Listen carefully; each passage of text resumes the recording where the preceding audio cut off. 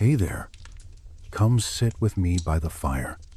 Let the room be dim and kind, and let your thoughts slow down with mine. Why did Persia vanish from the map? And what name did its people use instead? It is such a simple little puzzle, and it hides such a long shadow. Open an old history book and the word Persia seems to be everywhere. Persian kings, Persian wars, Persian courtiers, Persian gold, Persian gardens. Then you open a modern map, and the word is gone, as if someone brushed it away with a sleeve, as if the ink decided to change its mind while you were not looking. In its place, you see Iran, the same mountains, the same deserts, the same long spine of highlands that has watched empires rise and thin out into dust. So what happened? And when? Many people hear one date and think the story is finished. The year 1935, when the government asked foreign countries to use Iran in official writing. That is true. Technically true. The kind of truth that can feel like a closed door. But honestly, I have always found it strange how a single date can quiet a question that has been breathing for thousands of years. If you were standing here with me, you might feel it too. That soft pressure behind the ribs. The sense that a name does not simply flip like a sign on a shop. Names gather weight. They gather habits. They gather the voices of outsiders and the murmurs of people at home. And sometimes those voices argue in the same room for a very long time. Tonight we are going to follow that argument. We are going to walk very slowly through the space between two words, Persia and Iran. And as we do, we will touch a few unsettling details that most classrooms leave in the dark. A foreign name that became more famous than the one used at home. A clay cylinder praised as human rights, and also whispered about as clever propaganda. A palace of stone that survived a fire, while the stories inside it turned to smoke. And a modern letter, quiet and bureaucratic, that changed the way the world labeled an ancient land. If that sounds like the kind of story you like to fall asleep to, you can tap like and subscribe. Just a small motion of the thumb, and then you can let the rest of your body grow heavy and still. Now, take a gentle breath in and let it go. Let your jaw unclench. Let your shoulders drop a little, as if you have been carrying a coat that you can finally hang by the door. The fire makes its own low language, a soft crackle, a slow settling of wood into ember. And in that warmth, we can begin. To understand why Persia vanished from the map, we have to start with a simple truth that feels almost rude when you first hear it. The people who lived in the land that outsiders called Persia did not spend most of their history calling it Persia. Persia was an outsider word, a label that traveled. It came from the Greeks, and from the way Greeks tended to look eastward, seeing one bright corner of a vast world and then naming the whole world after that corner. You know that feeling when someone meets you once, in one mood, in one moment, and then decides that is who you are forever. It is like that, only stretched across continents and centuries. There was an older insider name, used in royal language, in poetry, in the quiet ways people tell themselves who they are. That insider name changed its clothing over time, as languages shift and scripts evolve, but the bones of it remained. It sounded like Aryan in very old forms. The land of the Aryans, meaning noble, meaning free, meaning a people speaking related tongues who recognized one another across valleys and deserts. Later, it softened into Eran, then Iran. It is important to say this gently, because the word Aryan was twisted in the 20th century into something hateful and false. In the older world, it was not a theory of blood. It was a name of belonging, a way of saying, these are our words, our customs, our fires, our songs. It was identity, not ideology. So for a very long time, there were two names for one place. Iran inside the house, Persia on the lips of visitors, traders, diplomats, and especially writers who shaped memory far away. And once the outsider name becomes the one copied into libraries, it can feel like it owns the room. It is a strange kind of conquest, not of armies, but of vocabulary. A name that sticks to paper. A name that survives the fall of the empire that made it famous. Let us picture the ancient world for a moment. Not as a map with neat borders, but as a living surface. Caravans moving like slow insects across open ground. Smoke rising from cooking fires at the edge of a settlement. A river breathing in the heat. A mountain pass that keeps its secrets in snow. The land we are speaking of sits high, an enormous plateau ringed by mountains, with deserts and salt flats inside, and pockets of water and green held like hidden coins. It is a place that teaches endurance. It is also a place that teaches fragmentation, different valleys, different climates, different ways of surviving, and yet threads of trade and marriage and shared ritual tying them together. That matters, because in such a land, identity is not a single uniform cloth. It is layers, stitched and restitched. Long before the famous empire, long before a man named Cyrus rode out of the southwest and changed the balance of the world, people were already living there. They built cities, traded with neighbors, wrote on clay, hammered metal, prayed to gods whose names are now half lost. In the southwest, near the city later called Susa, the Elamites formed one of the early urban civilizations, with their own language, their own writing, their own long memory. They were not Persians. They were not speaking an Iranian language, and they endured for a very long time, a reminder that the plateau did not begin with the dynasties that became famous in Greek books. Farther south, in places like what is now Kerman, archaeologists have found signs of another ancient world, carved stone vessels and signs of craft and wealth. We do not know what those people called themselves. Their names did not travel as far as the names of later kings, but the dust remembers them. Then, slowly, over generations, new groups arrived from the north and northeast.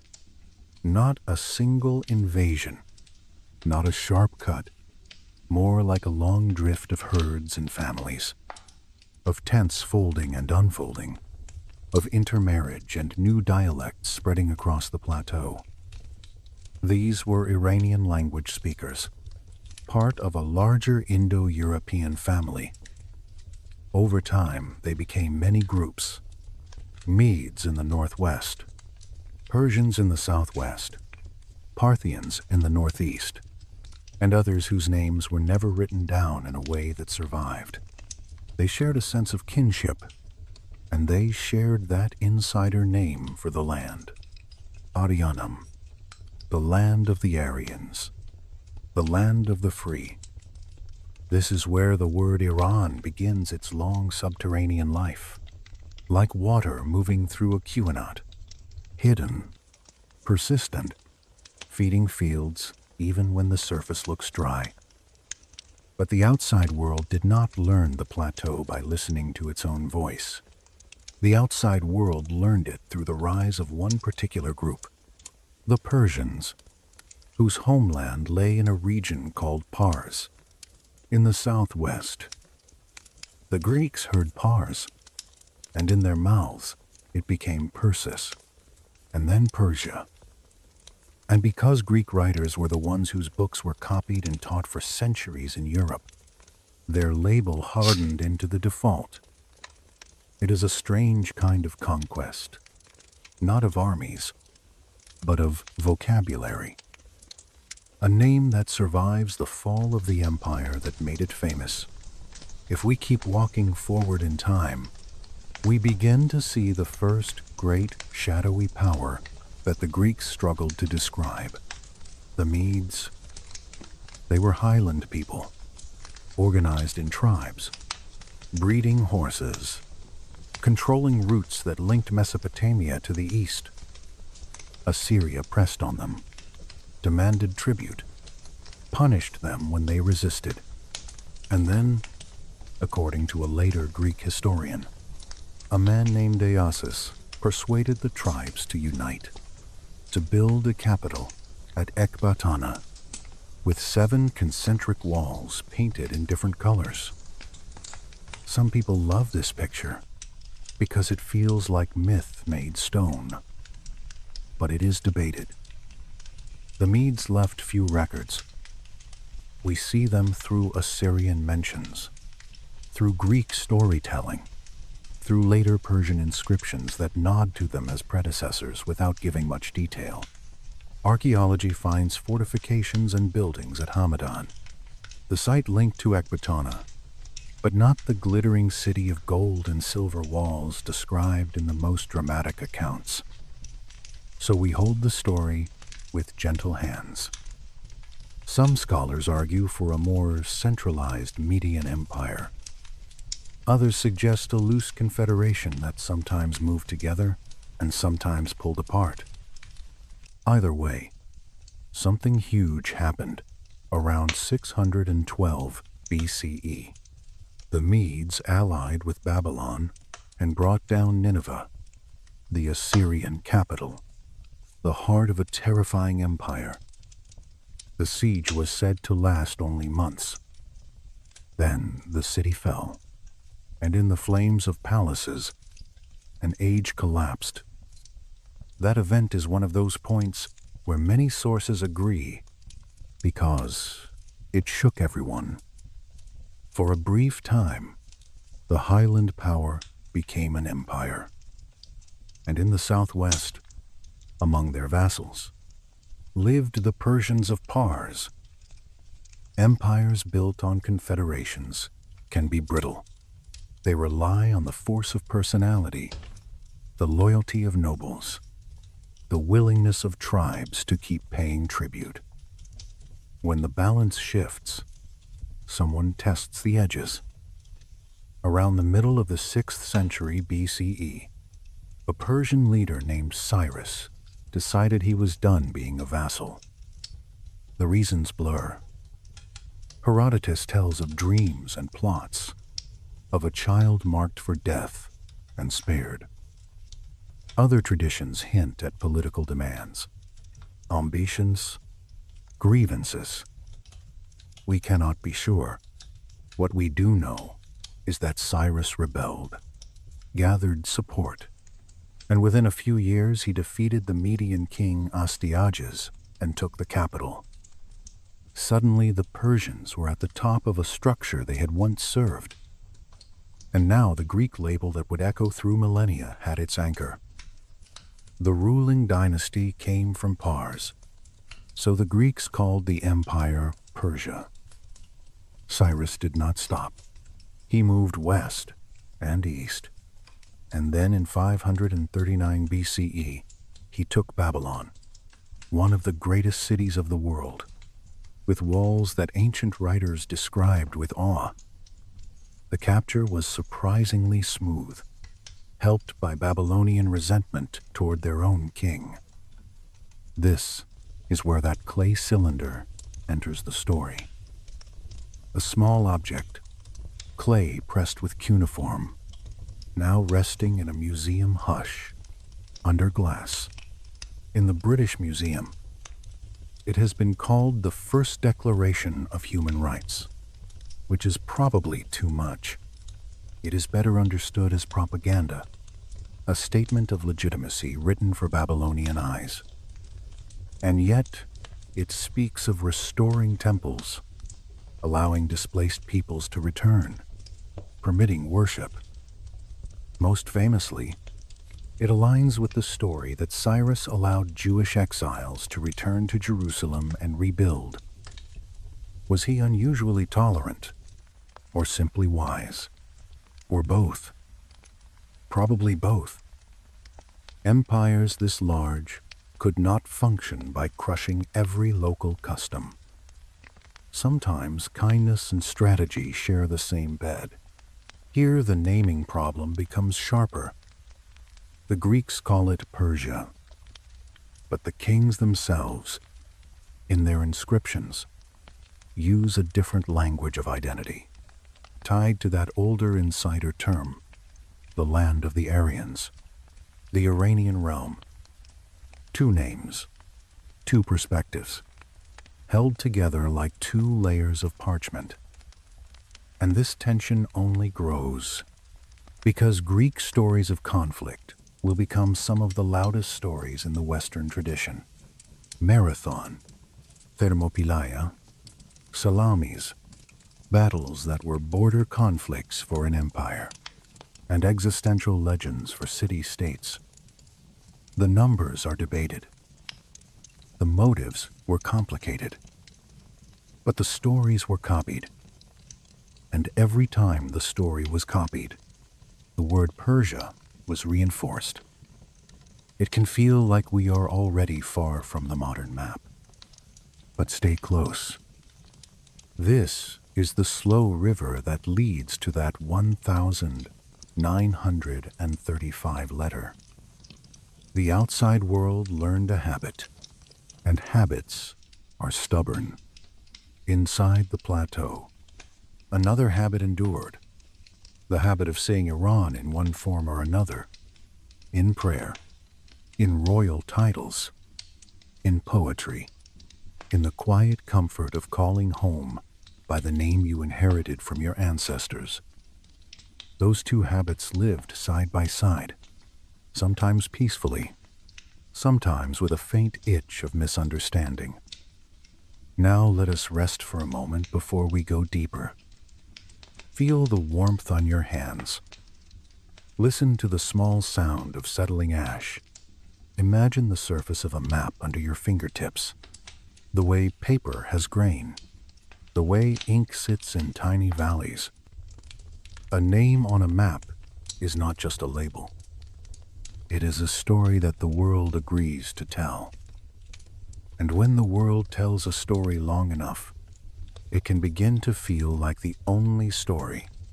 In the next part, we will step away from the battlefields and into the land itself, into mountains and deserts and hidden water, into the oldest cities and the first migrations, where the insider name begins to form in the dark, long before outsiders arrive to rename it. The firelight makes the walls look older than they are, as if the room has its own ruins, soft and harmless. If you let your eyes close, you can still see the land we are talking about, not as a sharp outline, but as a slow shape, a high bowl of earth held up by mountains. This is the Iranian plateau. It matters more than most people expect, because geography is a kind of quiet author. It writes the first draft of what a people can become, and then history comes along and edits again. Picture it with me, very gently, as if we are tracing it with a fingertip on a paper map warmed by the hearth. To the north, the Alborz Mountains, lift themselves like a dark ridge, and beyond them the Caspian Sea holds a different air, wetter, green, heavy with reeds and shorebirds. To the west, the Zagros runs like a long spine, folding and refolding, a barrier and a corridor at the same time. To the east, ranges stretch toward the Hindu Kush and the highlands of Central Asia, where the sky can feel close, and the nights can feel sharp. And inside, between those rings, there are deserts, salt flats that glare in the sun, and also valleys where water gathers, and high plateaus where animals can graze, and narrow places where a town can cling to a river like a thought that refuses to leave. You cannot live in a land like this with only one way of living. Coastal people are not the same as mountain people. Valley farmers are not the same as those who follow herds. In one region, the wind carries moisture and the smell of green. In another, it carries dust that tastes faintly of salt. So the plateau does not produce one single culture. It produces a patchwork. But it is not a patchwork of isolation. For thousands of years there were threads, trade routes, marriage ties, shared rituals, a story told in one valley, carried by a traveler, and told again in another valley with different names and the same bones. That is how identity can survive. Not as a statue, but as a weave. There is another detail I keep thinking about, and it is simple, and it changes the mood of the whole question. The plateau was never empty. It was never waiting for a famous dynasty to arrive and switch on the lights. When the later empires come, they come to a place already old, already inhabited, already complicated. If you imagine the ground itself, it is layered, a thin present surface, then older layers, then older, ash from cooking fires, broken pottery, grain spilled and ground into dust, footprints pressed into mud that dried and hardened and was buried. Each layer quiet, each layer stubborn. If you have ever stood in a museum gallery late in the day, when footsteps are soft and the air smells faintly of stone and polish, you know the feeling. Objects sit under glass, silent, and yet they seem to press stories into you. A seal, a bead, a fragment of an inscription. They do not shout Persia or Iran. They simply remind you that people were here, and that names are only the surface of something deeper. Even the labels beside the objects feel fragile, small cards of printed certainty, while the past behind them remains wide and breathing. Sometimes I imagine an archaeologist kneeling in that dust, not in a dramatic way, just patient, back slightly bent, breath slow in the heat. A small brush moves over packed earth. A pebble shifts. A shard of pottery appears, dull red, with a faint line of decoration that catches the light for 1 second, then looks plain again. It is a tiny thing, and it is also a message. Someone lived here. Someone cooked here. Someone held a cup and set it down and walked away, and the cup broke, and the pieces waited, and waited, and waited. The archaeological record shows communities on the plateau as early as the 3rd millennium BCE, maybe earlier. In the southwest, near what is now Khuzestan, the Elamites built an urban civilization centered on Susa. They had writing. They built monumental structures. They traded with Mesopotamia and beyond. They did all of this without being Persian and without speaking an Iranian language. That matters, because later, storytellers can make it feel as if history begins with the names they recognize. But the ground does not care what name is famous. The ground holds everything. If you were to walk through Susa in your imagination, not as a tourist, but as someone who belongs there, you might smell baked brick warming in the sun. You might hear a low murmur from a courtyard, voices folding into one another like cloth. A scribe sits with a lump of clay, pressing marks into it with a stylus, not thinking about eternity, just thinking about grain deliveries, taxes, a debt to be recorded before dusk. A potter turns a wheel. A child runs barefoot and leaves prints that will vanish by evening. This is the ordinary heartbeat that sits beneath the names of kings. Farther south and east, in what is now Kerman province, there is evidence of the Giroft civilization, dated around 2500 BCE. Carved vessels with intricate designs, signs of metalworking, traces of wealth that suggest specialist artisans and a society able to support them. We do not know what these people called themselves.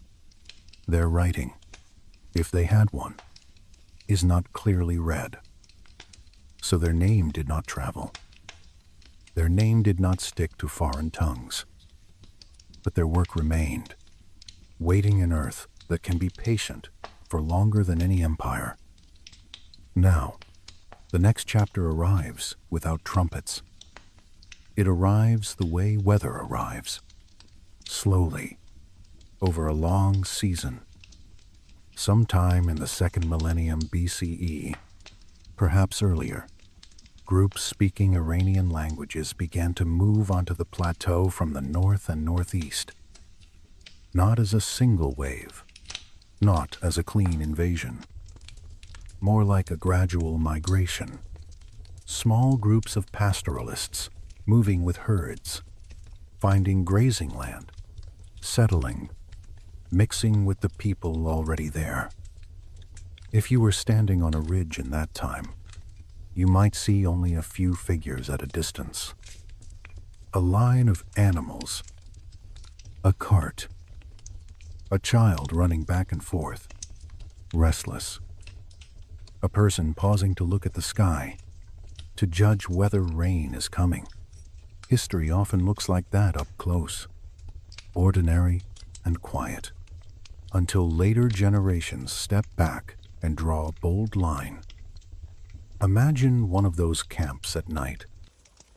No marble, no banners, just a low fire and the smell of milk warmed in a pot, and the soft sound of animals breathing. A woman adjusts a cloak around a sleeping child. A man checks a tether, fingers moving carefully, because a loose knot can mean losing a goat, losing a horse, losing the thin line of safety. Someone hums a tune without words. Above them, stars spread wide over the plateau, and the wind moves through dry grass like a slow hand. In such moments, a people carries language the way it carries fire, protected, passed along, never fully visible from far away. Over centuries, these Iranian language speakers differentiated into distinct groups. Medes in the northwest, Persians in the southwest, Parthians in the northeast, and other groups whose names were never preserved clearly, or were preserved only in fragments in someone else's record. But they shared something, a common linguistic inheritance, and an idea of themselves as belonging to a broader family, Along with that came a word for the homeland they were claiming. A word that in very old form sounds like Aryanum, the land of the Aryans. In this ancient context, Aryan meant noble, meant free, meant a cultural and linguistic self-description. It did not mean what 20th century extremists later tried to force into it. That later distortion is one of the darker ironies of the modern world, and we will hold it at a distance, like a coal that does not need to be touched. In the older world, it was a word of belonging, not superiority. It was the simple act of naming the people who shared a tongue and a memory. In Old Persian, the word appears in forms like Aryanum. In Middle Persian, it shifts toward Eran, and over time, in the flow of speech, in poetry, in self-description, it becomes Iran. You can imagine the sound changing the way water changes stone, not with sudden force, but with endless repetition. This is the insider name. This is the name that lived in inscriptions, in royal proclamations, in the deep current of how people thought of the land as home. It is like an underground channel. Even when the surface looks dry, the water is still there, moving. At the same time, another name was forming in the mouths of outsiders, because outsiders did not see the entire plateau first. They saw a ruling group. They saw a province. They saw one bright corner and mistook it for the whole. In the southwest, there was a region called Pars, in later forms, Fars. It became the homeland of the Persians, one of the Iranian-speaking groups that grew powerful. When Greeks began to write about the Eastern world, they took that local name and turned it into Persis. Then they extended it, casually, almost carelessly, to everything ruled by the dynasty that rose from that region. Persia. It is like seeing a single doorway of a house and naming the entire house after the doorway. It feels neat. It feels manageable. And it is also misleading. So from early on, we have a duality. An insider name that speaks of a broad cultural realm, Iran in its evolving forms, and an outsider name that speaks of a specific region and the dynasty that rose from it, Persia. Two words for one land. Two lenses. And because the Greeks and later the Romans wrote the books that were copied in the West, the outsider name gained a kind of long afterlife. It became the default for Western memory. Even when the ruling dynasty changed, even when centuries passed, even when the cultural reality on the plateau remained layered and varied, the label Persia kept arriving in the same place on the page. I want you to feel how gentle and how eerie that is. A habit of language can outlast armies. A word can survive the fall of a dynasty. A word can keep walking through time, dressed in the authority of old books. Meanwhile, the people at home keep using their own word, sometimes loudly, sometimes quietly, in the way you might keep a family name, even if strangers insist on calling you something else. And over long centuries, these two words begin to sit side by side, and sometimes they rub against each other, a soft friction that rarely becomes a loud argument, until the modern era forces it into the open. Before we return to the rise of empires, I want to linger here in the land itself, because the plateau does something to time. The air is thin in the high places. Sound travels differently. A footstep on dry earth makes a small crunch that seems to hang for a moment before it fades. In a valley at dawn, cold air can pool like water. A shepherd might pull a cloak tighter and listen for the faint clink of a bell. In the desert, at noon, the light can flatten everything, as if the world is made of pale bone. Then, at night, the temperature drops, and the stars feel nearer, and the silence becomes its own kind of pressure. People who live in such rhythms learn patience. They learn adaptation. They learn to hold identity in more than one layer, because the land itself is layered, and there is water, not always visible, often hidden. One of the most striking inventions of the plateau is the Qajars, an underground channel that carries water from a source to fields and towns, protected from evaporation by the earth above it. Imagine walking over flat ground, seeing only dust and scrub, and knowing that beneath your feet a quiet current is moving, cool and steady, guided by human hands, guided by knowledge passed down through generations. Now imagine the mouth of a Qajar at the edge of a village. A small opening lined with stone. Cool air breathing out of it, even in summer. A child leans close and hears a faint drip. Drip, drip, and smiles without knowing why. A farmer fills a jar, and the water feels like night on the skin. This is how the name Eran feels in this story. It is not always the label outsiders use. It is not always the word printed on foreign maps, but it moves under the surface. It feeds the sense of belonging. It survives heat and drought and invasion. Now we can begin to see why the question in our title is not really about a single decree in the 20th century. It is about an older identity that began with migrations, with language, with the decision of a people to call their homeland by a word that meant free, noble, ours. And it is about an outsider habit that began when Greek writers looked east and named a vast place after a single province.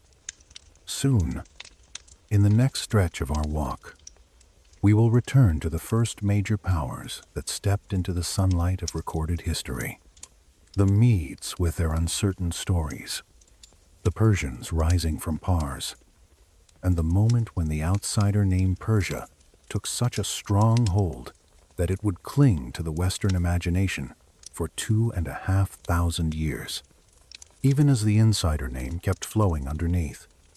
Steady, patient, waiting.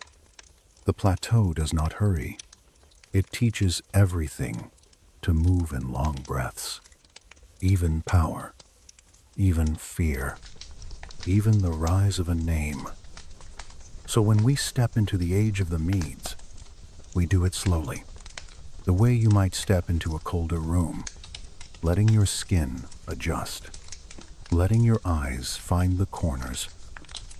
In the northwest of the plateau, in high valleys where horses can thrive, Iranian-speaking tribes lived in clusters, each with its own chief, its own grazing lands, its own pride. They were not a single kingdom at first. They were a patchwork of kinship groups, sometimes cooperating, sometimes quarreling, always watching the passes. To the west and south, the world of Mesopotamia pressed close, richer in cities, heavier in grain, louder in written records. And above that world, for a long time, hung the shadow of Assyria. Assyria demanded tribute like a tax on breathing. For the Medes, this meant seasons of pressure, a punitive expedition that arrived without warning, a demand for horses, for metal, for labor, for hostages. You can imagine a village at the edge of a valley, smoke rising straight in cold air, then the sound of distant hooves, and the way a conversation stops mid-sentence. Most of this dissolves into the ordinary dread of people trying to keep a roof above a family, trying to keep grain in jars, trying to keep a sacred fire alive through the wind, dust on the threshold, clay under fingernails, water carried in skin bags that creak softly as they swing. The strange thing about the Medes is that they stand at the edge of history like a figure in fog. We talk about them. We place them in timelines. But when we look for their own long inscriptions, their own libraries, we mostly find silence. Assyrian records mention them, but those records speak with an Assyrian voice. They count what is useful to an empire. Later, Persian inscriptions nod toward them, but do not linger. Greek writers give us vivid stories, but they write long after the fact, filtered through memory and rumor. Herodotus tells of a man named Deioces, who persuaded the scattered tribes to unite, who built a capital called Ecbatana, with 7 concentric walls painted in different colors. It is a beautiful image, rings within rings, color within color, a city designed like a calm spell. But it is debated. Archaeology at Hamadan finds evidence of an important settlement, fortifications, and buildings, the bones of a serious center. It does not clearly confirm the mythical scale of the story. Some scholars argue for a centralized Median state. Others suggest a looser confederation that could tighten for war and loosen again. We hold this uncertainty gently, because the fog is part of the landscape here. If you were standing with me in the imagined Ecbatana, whether it was a true capital or a strong center among many, you would feel the highland air, cooler than the lowlands. You might walk along a wall, your palm brushing stone that holds day heat and releases it slowly at night. A guard shifts weight from one foot to the other. Leather creaks. A spear butt taps lightly on packed ground. Inside, markets murmur. The sound of trade is a kind of breathing. A potter turns a wheel. Hands wet with slip. Clay spinning. The same clay that will harden, crack, break, and later sit in dust until someone finds it again. A woman pours water into a basin. The surface trembles, then stills. Above it all, the sense of layers, tribes beneath a king, villages beneath tribes, families beneath villages, a hierarchy that may be firm, or may be only as firm as the last victorious season. By the late 7th century BCE, Assyria was strained, enemies multiplied, provinces resented the heavy hand. The Medes, whatever their internal structure, were becoming a force that could ally with others. Around 612 BCE, they joined Babylon, another power weary of Assyrian dominance, and together they laid siege to Nineveh. Nineveh was the heart of an empire that had terrified the region for generations. Walls high enough to make people believe in invincibility. The siege is said in multiple sources to have lasted only 3 months. Then the walls were breached. Then the city fell. The Assyrian king died in the flames of his palace, if the accounts are to be trusted. The greatest military power collapsed so completely that within a generation people could barely remember how unstoppable it had once seemed. Imagine the stillness after. Ash settling, a wind moving over broken stone, water finding new paths through rubble, and far away, scribes pressing news into clay and ink, because a world order has changed. After Nineveh fell, the Medes claimed a substantial portion of former Assyrian territory. Neighboring kingdoms began to measure their words more carefully. What did the Medes call their realm? We cannot say with certainty, because their own voice is so faint to us. But linguistic evidence and later Iranian tradition suggest they shared the same deep self-description as other Iranian-speaking peoples. A sense of an Iranian land, a land of the Aryans in the older meaning of free and noble. The Greeks, just beginning to encounter these Eastern powers, did not always distinguish carefully between Medes and Persians. To early Greek writers, they could blur together as Eastern people beyond the horizon. The Median moment as the dominant power did not last long, perhaps 70 years, perhaps less. We do not know exactly how their administration worked. We infer and compare. We look at what the Persians later did and wonder what they inherited. What we do know is that the Medes had vassals, smaller kingdoms and tribal groups who acknowledged their overlordship while keeping local leadership.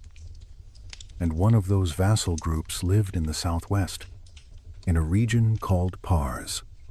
Sometimes, I think the darkness of this period is not only the threat of armies, it is the darkness of missing pages. A people can build halls and sing songs and bury their dead with care. And still, if their records do not survive, they become a silhouette to later readers. That is a quiet kind of tragedy, to be present and powerful, and then to be known mostly through other people's sentences. So as we speak of the Medes, we keep our voice low. We say, this is what the sources suggest. We say, this is debated. We say, the ground gives us hints, but not a full confession. If you were walking through a Median settlement on an ordinary afternoon, you might notice the little things that empires never bother to record. A child carrying a bundle of reeds, the ends scraping the earth. A dog sleeping in a strip of shade, ear twitching at flies. A woman tapping dust from a cloak, each tap releasing a small cloud that drifts and vanishes. A man leaning over a trough, watching water ripple, as if the water is trying to show him a future. In the distance, on a ridge, a rider pauses, scans the horizon, then moves on, because the horizon is where danger always begins. Assyrian power would have been felt like weather, not constant, but always possible. A year of peace. Then a year when a messenger arrives with a hard demand. Then the fear that follows. The fear that makes people hide grain, hide tools, hide daughters, hide sons. No need to describe blood. It is enough to feel the tension, the way hands shake slightly when tying a knot, the way a hearth fire looks smaller when worry enters a room. Even the sacred flame, tended with care, can feel as if it is listening. In later centuries, writers love clean origin stories. They love to point to one man, one council, one moment when scattered tribes became a state. Reality can be slower. Power can form the way ice forms, thin at first, then thicker, then strong enough to bear weight, then cracking when spring comes. So we can imagine the Medes in cycles. A leader rises. Tribes cooperate for a campaign. Tribute flows in. Walls are repaired. Then a leader dies. Rivalries return. A province hesitates. The system holds, or it slips. This kind of rhythm fits a plateau where distance and terrain make central control difficult. When we turn back to Nineveh, the sense of a hinge becomes stronger. Assyria had made itself a story of inevitability. People feared it, and fear itself becomes a pillar. So to break Nineveh was to break a pillar. In the besiegers' camp, there would have been long hours of waiting. Men counting rations. Men rubbing sore feet. Men looking at the same section of wall each day, measuring cracks, listening for a change in sound when stones shift. Inside the city, there would have been the same waiting, but colder. A mother rocking a child to sleep while outside the walls. Drums answer drums. A priest offering prayers while watching smoke from distant fires. A merchant staring at empty jars. And the thought that returns again and again, the walls are supposed to hold. 3 months is not long. It is a season of dust storms and short rains. It is the time it takes for a caravan to cross a hard land. It is the time it takes for hope to thin. When the breach comes, it does not only open stone, it opens the mind. People begin to believe that the old world can end. After the fall, memory itself changes color. Some remember glory. Some remember humiliation. Some remember only silence and ash. And those memories travel outward, to courts, to markets, to ports, to places where Greek traders will later hear them and reshape them into their own language. The Medes gained territory, but territory is heavy. It requires roads, messengers, agreements, hostages, marriages, promises. It requires a way to make distant nobles feel that loyalty is less costly than rebellion. And this is where the fragility of confederations matters. A system held together by personal authority can expand quickly, and it can also loosen quickly. A vassal smiles and bows, and inside counts the years until a chance appears. Pars was one of those places where counting would have been common. Not counting for pleasure, but counting for survival. How many horses? How many men of fighting age? How many arrows? How many days of grain in storage? How many allies can be trusted? How far away is help if the Median king sends an army? If help is far, then the decision to rebel begins to look less like madness and more like a calculation. In a quiet room, a hand might trace a line in dust on a table, marking a route, marking a pass, marking a place where an army can be slowed. Dust becomes strategy. Water becomes strategy. A narrow well becomes the difference between standing and collapsing. So when the source tells us that empires built on tribal confederations are unstable, it is not just an abstract idea. It is a lived feeling. It is the knowledge that everyone is watching everyone, waiting for a sign of weakness, waiting for the moment when the tribute caravan can turn around and the tribute collectors can become tribute takers. Let the fire crack softly. Let the room stay dim. We are about to meet the one who takes that moment, and when he does, the outsider name will tighten around the story like a ring, while the insider name continues to flow beneath it. patient and old. So we end here, with Nineveh turned to ash and memory, with Pars listening and calculating. The fire beside us keeps its steady pace, and the story keeps moving forward, toward the moment when a man named Cyrus will step into the softened glue of empire and break it, and in breaking it, give outsiders a name they will repeat for thousands of years. If you listen closely, you can hear the motif already.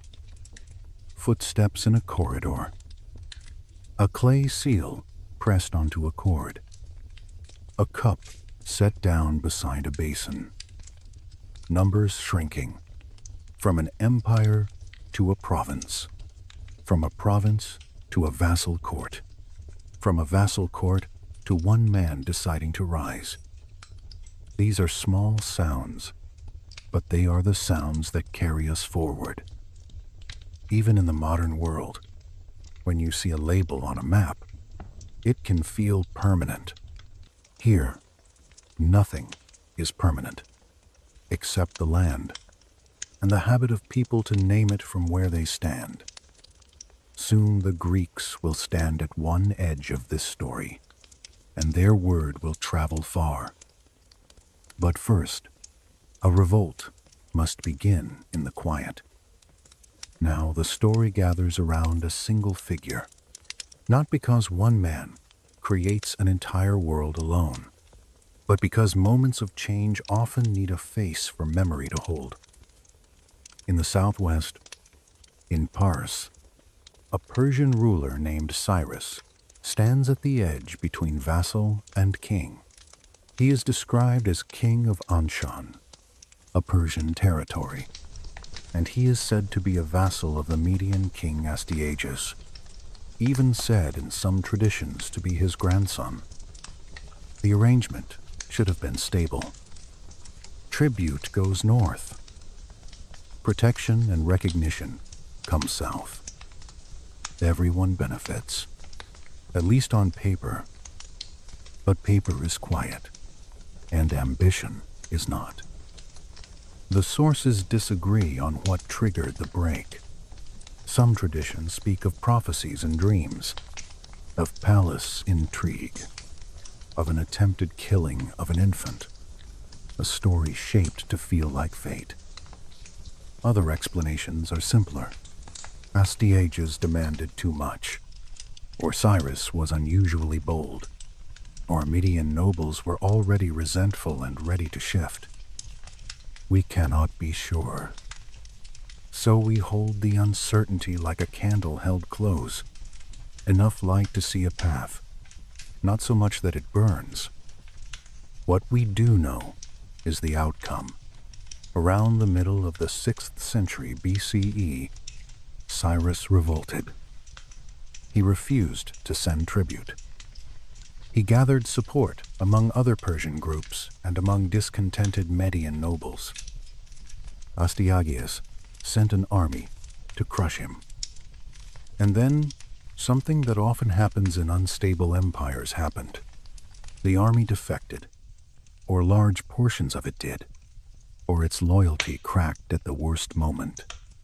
Within a few years, by about 550 BCE, Cyrus had defeated Astyages, captured Ecbatana, and declared himself ruler of what had been the Median realm. Try to imagine the feeling of that moment without rushing it. A long road up into the Highlands, dust rising under hooves, a cold wind in the passes, men tightening straps on armor, hands moving from habit more than excitement, because excitement is a luxury when the next day might decide everything. Then the gates, then the inner courtyards, then the stillness that follows when a familiar authority is gone.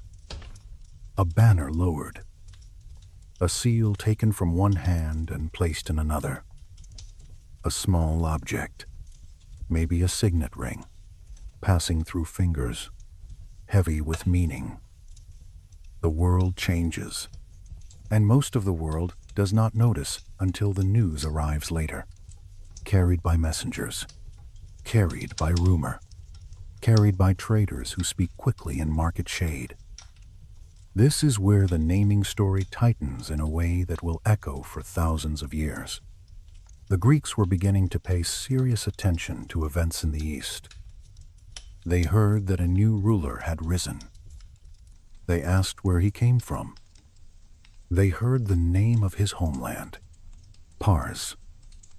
To Greek ears, it became Persis. And then, with the casual confidence of outsiders, they extended that name to the entire empire. Never mind that Cyrus now ruled Medes, Babylonians, Elamites, and many others. Never mind that the realm stretched across different languages and customs. They called it Persia, because the ruling dynasty came from Persis, and a simple label is easy to carry.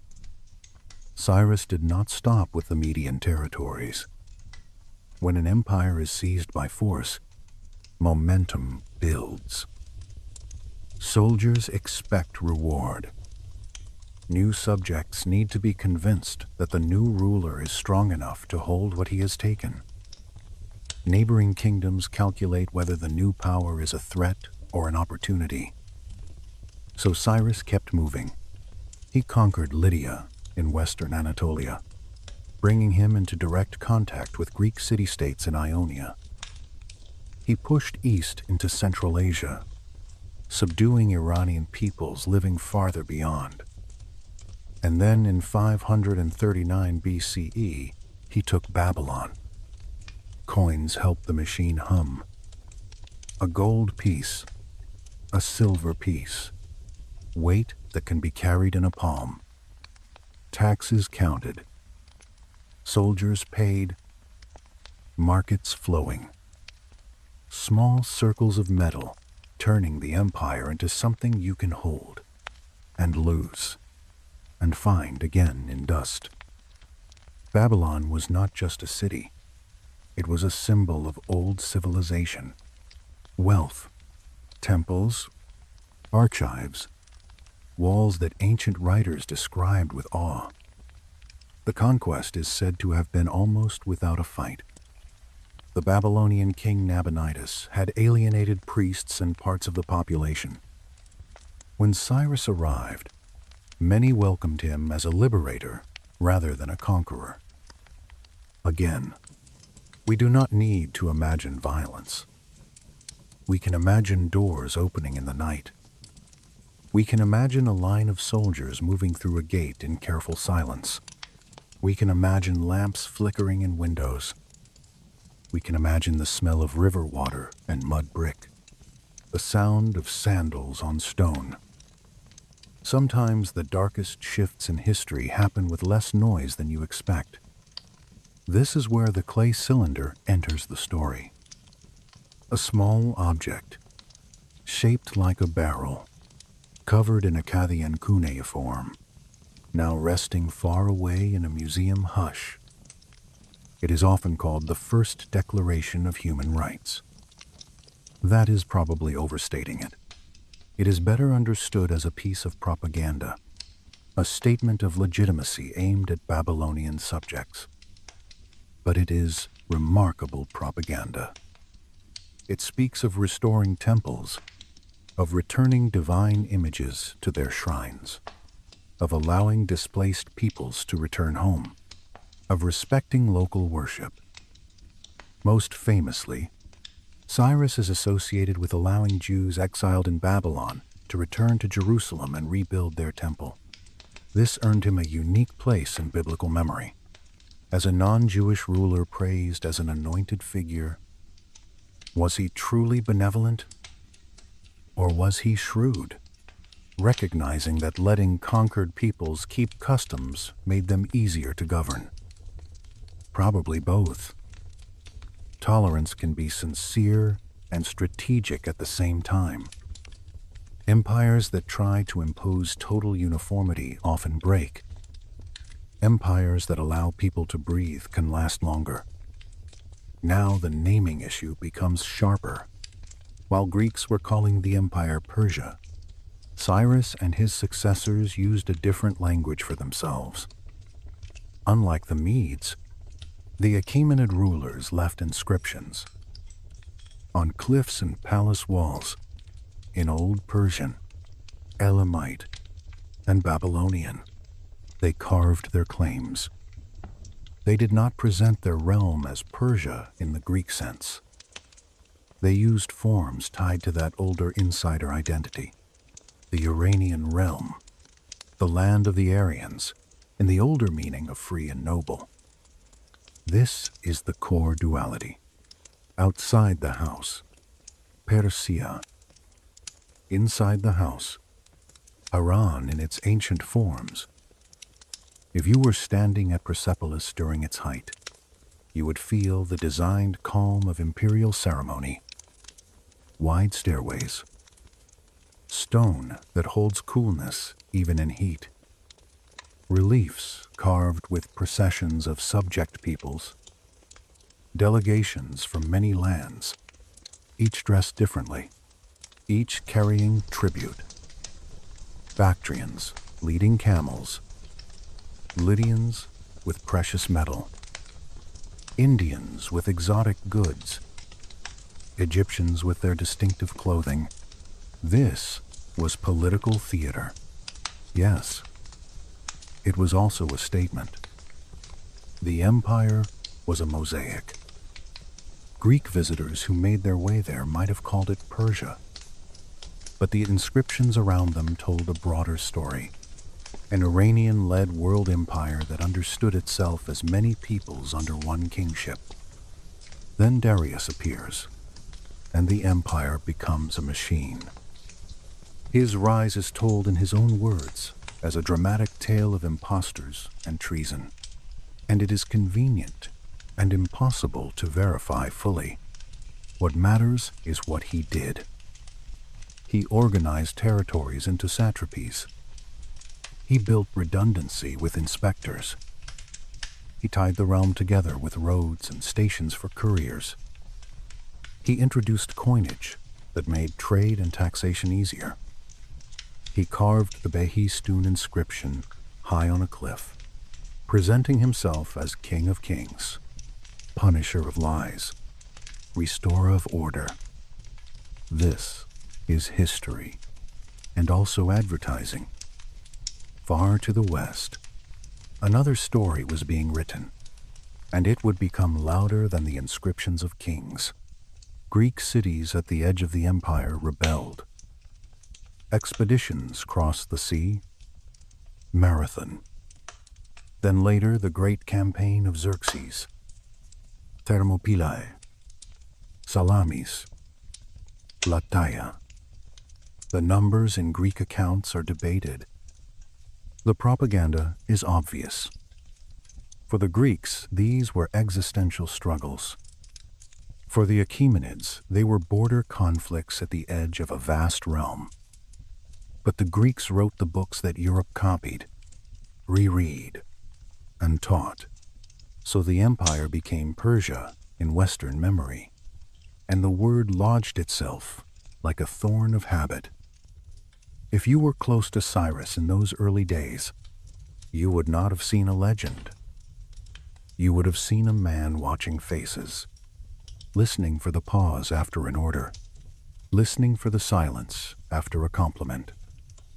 He would have watched tribute caravans leave, shoulders bowed under loads, and he would have watched his own horse lines, counting strength by touch, checking readiness. Rebellion begins in such small observations. When the first refusal was sent, it may have been as simple as a messenger leaving a courtyard with a sealed tablet and a tense stomach. The messenger rides out. Dust rises. The seal is intact. The words inside are hard. No tribute. Then waiting. A household listens for hooves that might mean an army. A woman kneads dough and notices her hands are shaking. A priest tends a flame, and keeps his chanting steady, because steadiness itself is a kind of resistance.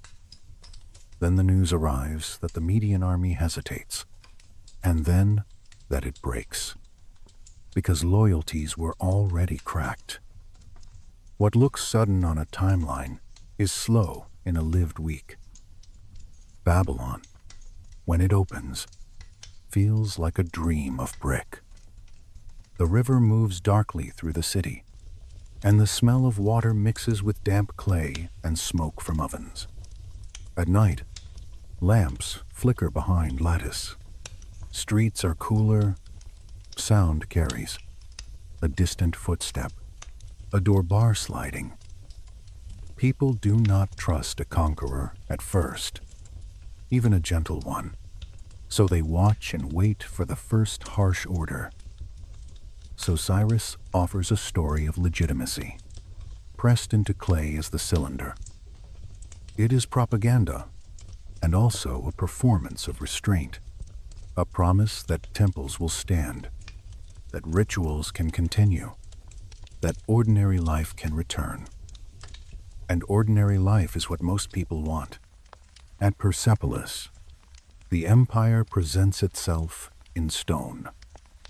Reliefs show processions of many peoples, clothing folds cut into rock with patient skill, gifts carried in orderly lines.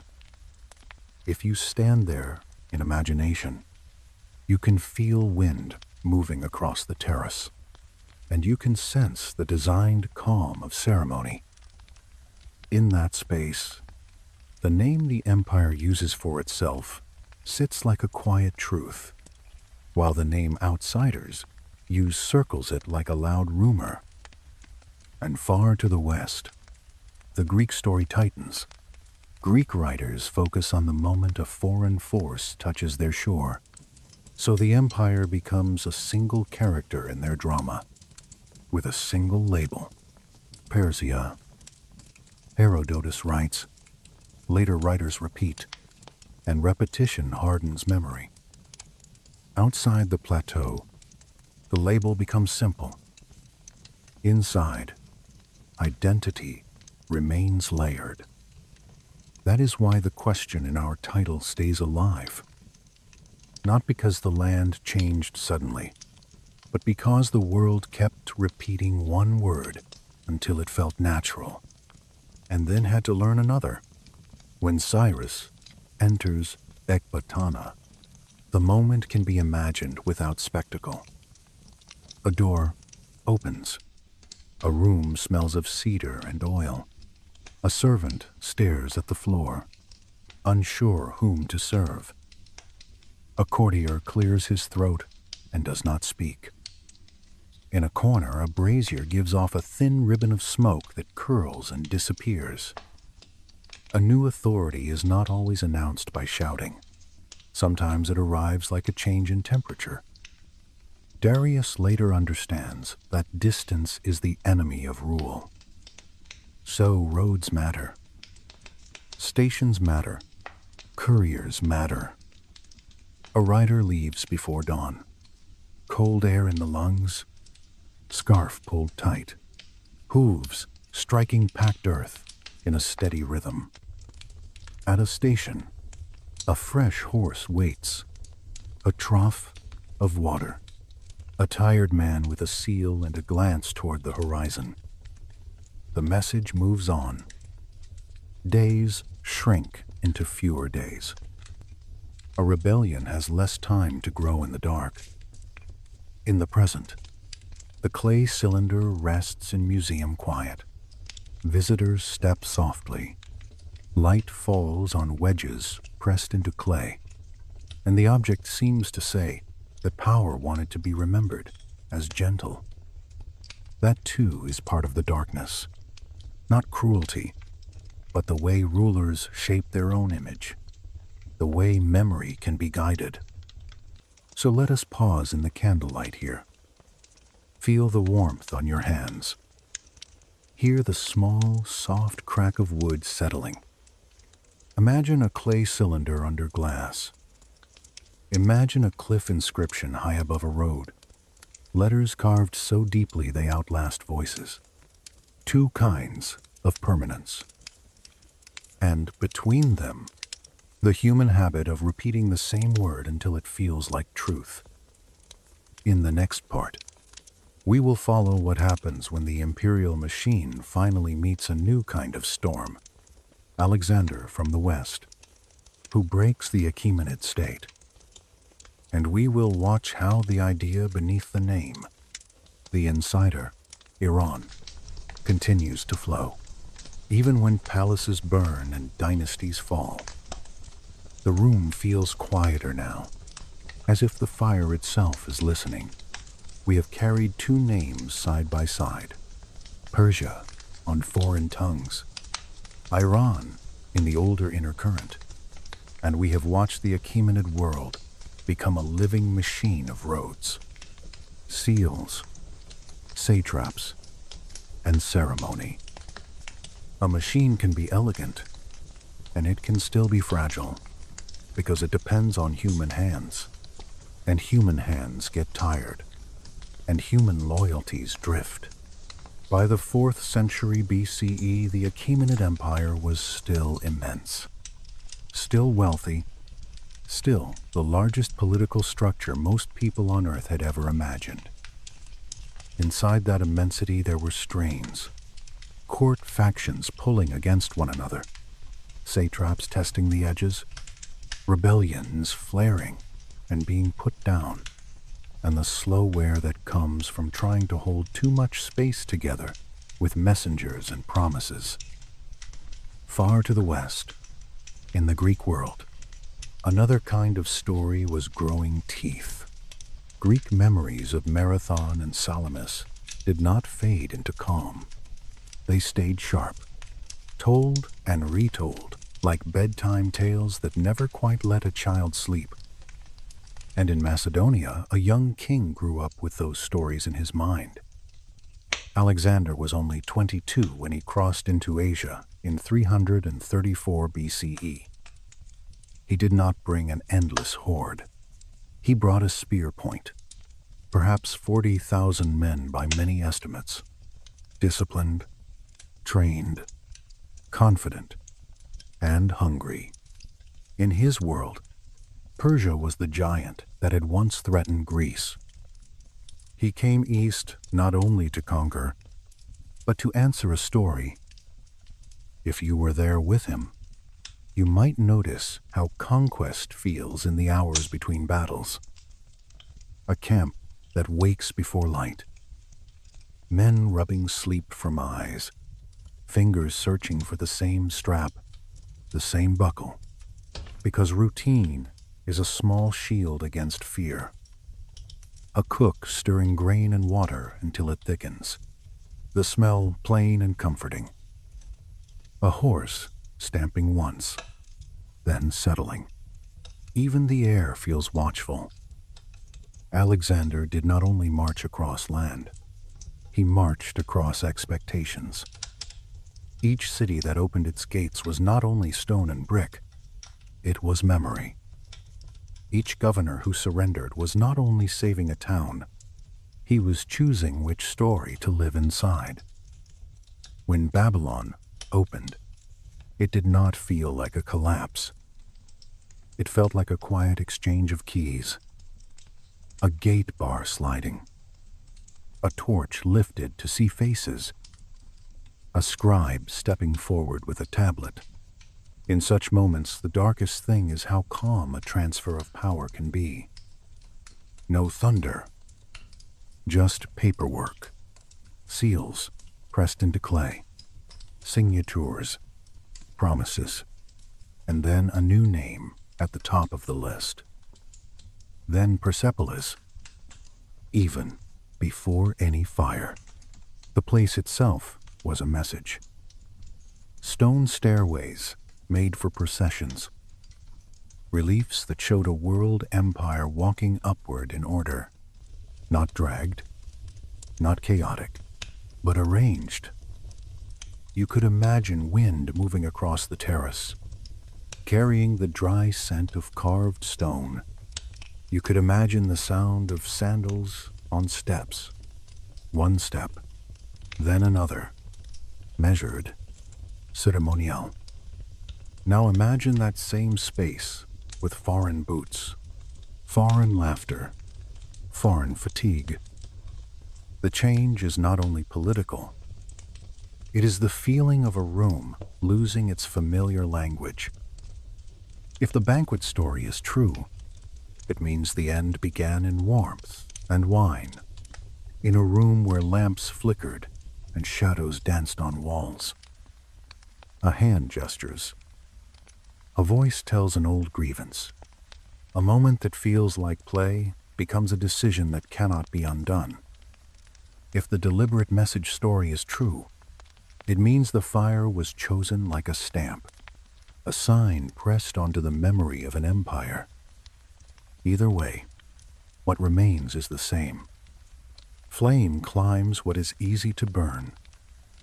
Painted wood, curtains, stored oils, records written on perishable things. And what flame cannot burn? It blackens. Stone that keeps its shape but takes on a scar. After the fire, there is the soft fall of ash. Ash drifts like gray snow and settles in corners. A gust lifts it. Then it settles again. In the morning, the terrace looks older, as if a century passed in one night. This is one reason the name Persia stayed so loud outside the plateau. The Greeks and later writers loved clean endings. Palace burned. Empire ended. Story complete. But inside the land, life does not end so neatly. It bends. The first clashes are names that echo because later writers loved them. The Granicus, Issus, Gaugamela. The details of those battles are layered with propaganda on both sides. And it is debated how large some armies really were, and how many decisions were made by brilliance versus accident. But what seems clear is that the imperial structure could not coordinate fast enough to meet a moving storm. Satrapal forces fought in pieces. Rivalries at court slowed responses, and Alexander moved quickly. Within a few years, the unthinkable had happened. Darius III, the last Achaemenid king, fled and was later killed. Babylon, Susa, Persepolis, Ecbatana, the great capitals opened their gates one by one. Some opened because resistance felt impossible. Some because local elites made calculations. Some because the empire had already begun to crack from within. In 330 BCE, Alexander reached Persepolis, the ceremonial heart of Achaemenid power. The terraces and columns that had watched delegations from many nations climbed the stairways in careful procession. Here, the story becomes smoky, because what happened next is not fully clear. Later, Greek accounts speak of a drunken banquet, of a courtesan urging revenge for Xerxes burning Athens, of torches and curtains and flames racing through wooden roofs.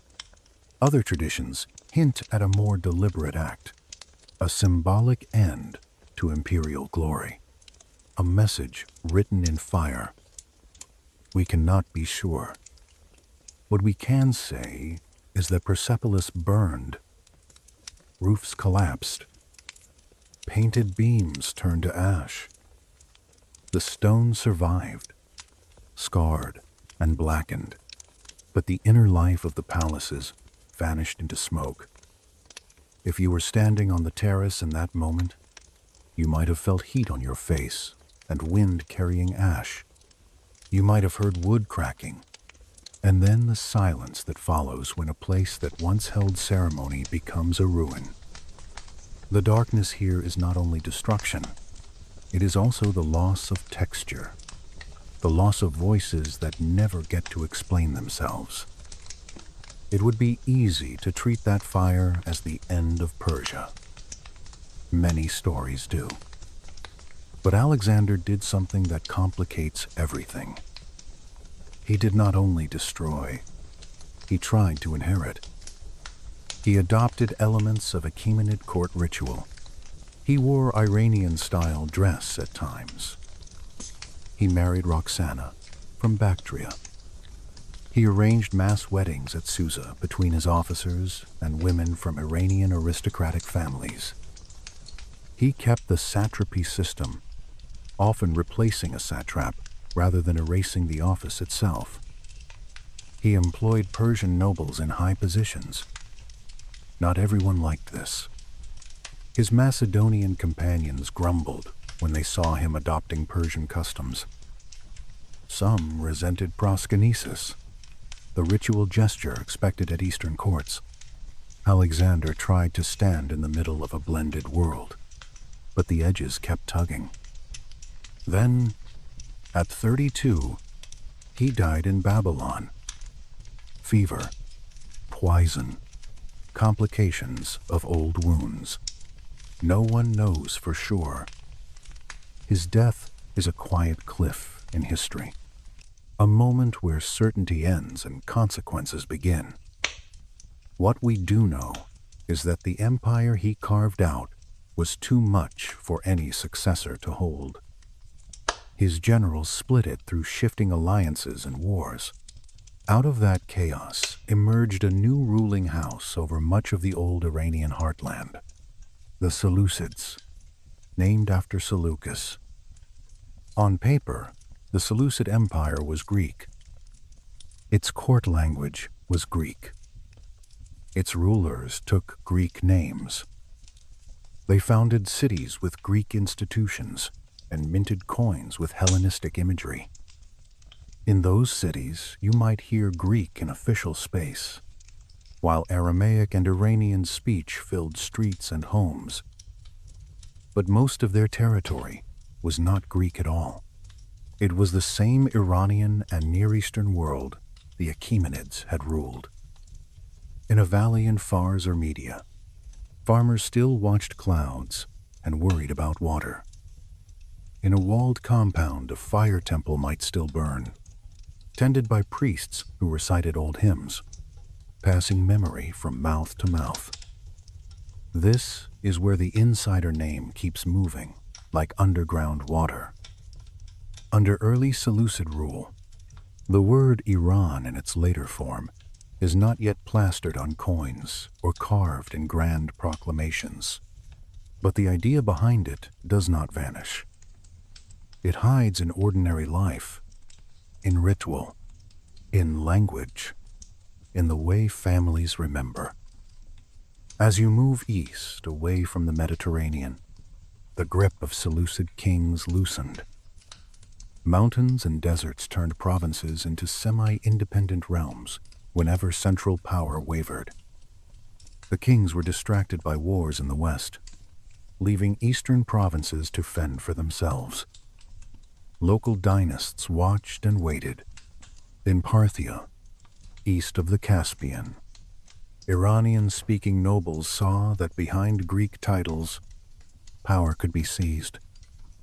Around 247 BCE, a man named Arsaces, Ashk in Iranian form, rebelled and took control. The early details are hazy, but the outline is clear. A small revolt became a seed. Arsaces and his successors took his name as a dynastic title, the Arsacids. At first, their realm was small, but they had time. While Seleucid kings fought far away, the Arsacids survived, fortified, adopted useful tools, and expanded step by step. Over the next century, the map flipped. They pushed into Hyrcania, Media, Mesopotamia. They chose as a main royal residence a city on the Tigris, Ctesiphon, near the old Seleucid foundation of Seleucia. In that twin city world you could feel the blend. Greek-speaking merchants, Aramaic scribes, Iranian dialects in noble camps. Their empire was decentralized, a lattice of obligations and noble houses. Outsiders still used the old habit of calling the eastern power Persia. Latin and Greek writers used Persia as a convenient shorthand for the Iranian world, even when Parthia dominated and Pars was only one region. Names do not always track political reality. They track habits, and habits can be older than empires. By the 1st century BCE, the Parthian Empire formed the eastern wall of the Roman world. Between them lay contested lands: Armenia, northern Mesopotamia, the fringes of Syria. One encounter burned itself into Roman memory: the Battle of Carrhae in 53 BCE. Marcus Licinius Crassus marched east, imagining an easy victory. He met a different kind of warfare: cavalry, armored cataphracts, and above all, horse archers. Roman standards fell into Parthian hands. For Rome it was humiliation. For Parthia it was a statement. Later, Augustus recovered those standards through diplomacy and theater. But the quiet truth remained. In the east there was another empire, proud and not easily crushed. Underneath these rivalries, something quieter continued. Sacred fires still burned. Priests still recited hymns. Much of the Avesta still carried in memory and voice. Epic stories were told in noble halls and camps, tales of heroes and tyrants, of kings who defended Iran against the non-Iranian. These cycles were not yet the Shahnameh, but the raw material lived. So when you return to our title question, you can feel the answer taking shape beneath the surface. Persia is a window outsiders used.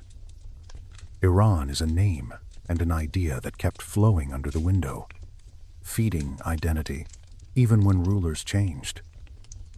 The Parthians became a bridge, and as their power slowly frayed, a new force in the southwest began to watch, ready to carve the insider name into stone so loudly that it would be impossible to ignore. Listen to the fire.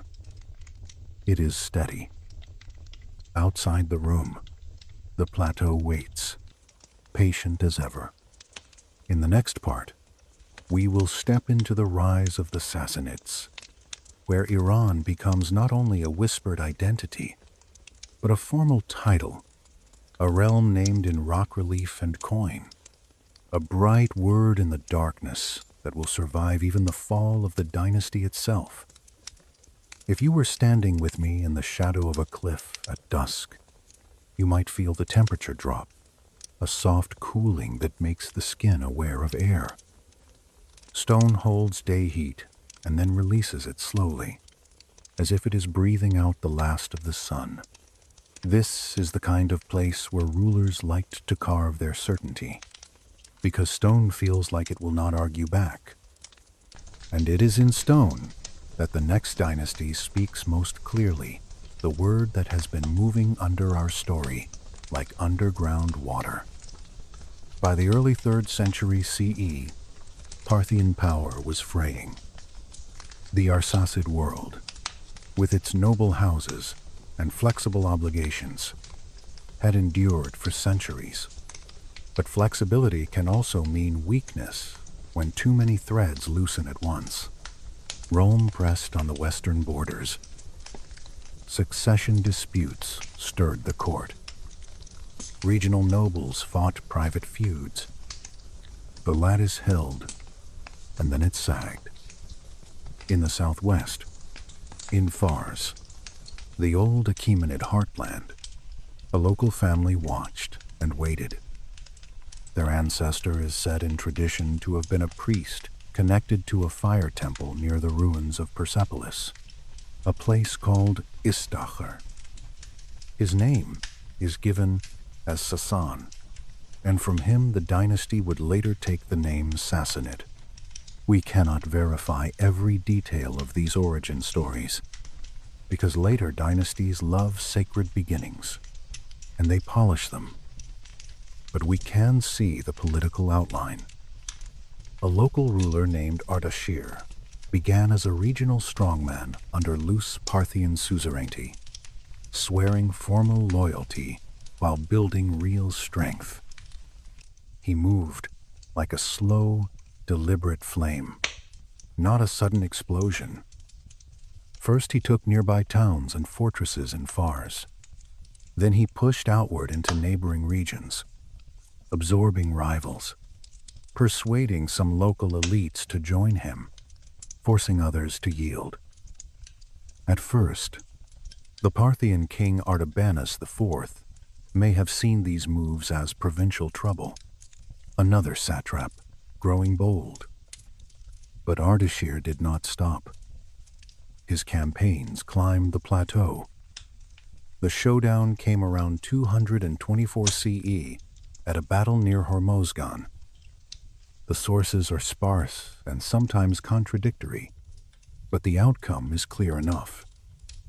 Ardashir defeated Artabanus. The last Parthian king died, and with him centuries of Arsacid rule ended. Here is the moment where the insider name steps out of the shadows. Ardashir did not simply call himself king.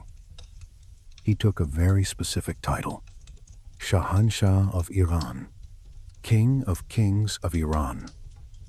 For the first time in surviving royal proclamations, that old term, Eran, Iran, in its Middle Persian clothing, appears as an official jurisdiction, not only a cultural feeling. A word that had lived in prayers and stories becomes a line on coins and stone. A state naming itself is a state telling the world how to think about it. Ardashir wanted the world to think of his rule not as a local coup, but as a restoration of cosmic and historical order.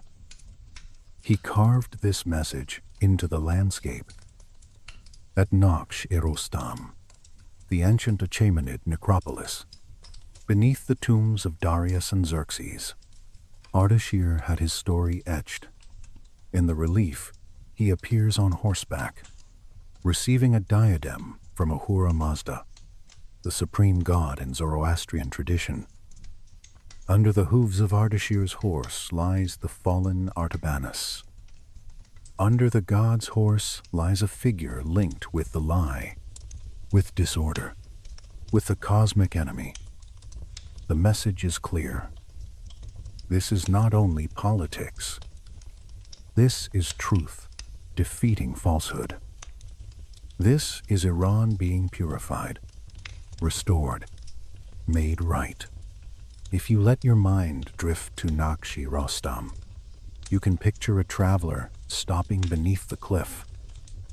The traveler might be a merchant, or a courier, or a soldier on leave, someone with dust on the hem of a cloak. He looks up. The faces of kings and gods are above him, cut into stone so high that the eye has to climb.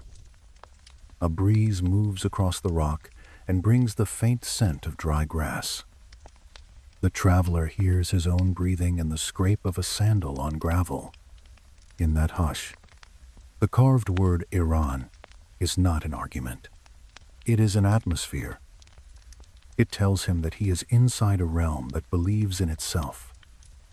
Inside Sassanid cities, the same belief is organized into routines.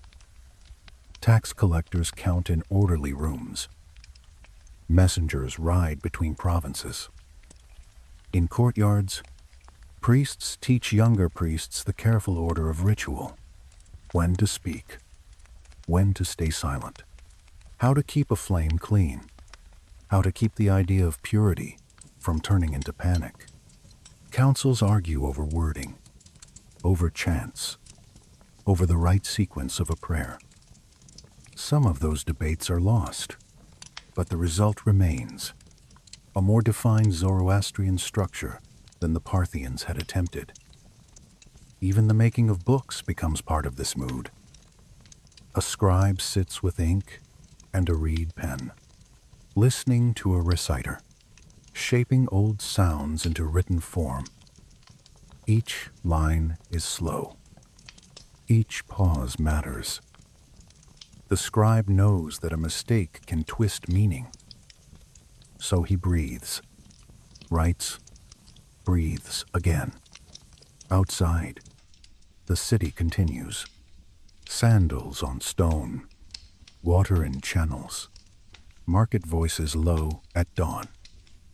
Inside, memory becomes something that can be carried across generations without changing too much. When the Arab armies arrive, the shock is real, but the deeper change is slow. A new official language enters tax records.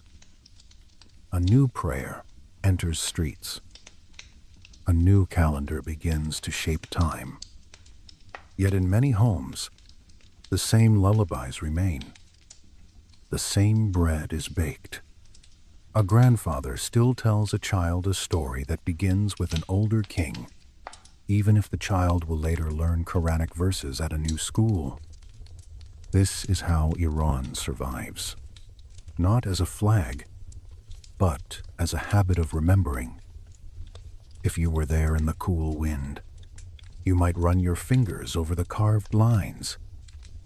The stone feels rough, the grooves deep. Dust gathers in the recesses. A small lizard darts away. The relief does not move, but it feels alive because it is loaded with intention. It tells every passerby, the old kings are above us, and the new king stands in their shadow by choice, claiming their legacy, claiming continuity, claiming the right to speak the name Iran as if it has always belonged to his hand. Ardashir's successors expanded the claim. His son Shapur the first inherited ambition and enemies. To the west, Rome, now a vast empire, pressed close. The Sassanids did not see themselves as junior partners. In their own inscriptions, they spoke as equals, sometimes as superiors. Shapur left another famous relief at Naqsh-e-Rostam, showing a Roman emperor kneeling and another figure standing nearby. A frozen scene of humiliation for Rome and triumph for Iran. In Roman and later European memory, this was an embarrassment. In Sassanid art, it was a centerpiece. Shapur fought Rome more than once. He took cities. He deported populations eastward, not only as punishment, but as a way to move skilled labor and knowledge into his realm. And in 260 CE, at Edessa, he captured a Roman emperor alive, Valerian. That moment must have felt like a reversal of ancient fear. The West brought low in the East. Sassanid inscriptions savor it. Shapur's great trilingual inscription lists his titles in Middle Persian, Parthian, and Greek, and carefully sets out the provinces of Iranshar. This is a realm described not as a loose collection, but as a coherent Iran. Now the Sassanids set about doing something the Parthians had not fully attempted. They built a more centralized, ideologically unified state. At the core of that project was religion. Zoroastrianism became not only a network of local fire cults, but a state faith with structure. Priests called Mobeds and Herbeds rose to political influence. A chief priest, the Mobedan Mobed, priest of priests, became almost a counterpart to the Shahanshah, overseeing doctrine, ritual purity, and temple estates. Much of the sacred tradition had long been oral, memorized and chanted.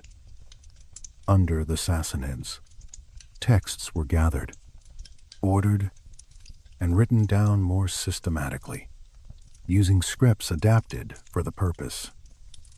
What we know as the Avesta bears traces of this editorial hand. It was cultural conservation, and it was definition. To be part of Iran was increasingly to stand within a cosmic drama of truth versus lie, light versus darkness, Ahura Mazda and the forces that oppose order. Alongside temples and courts, centers of learning flourished.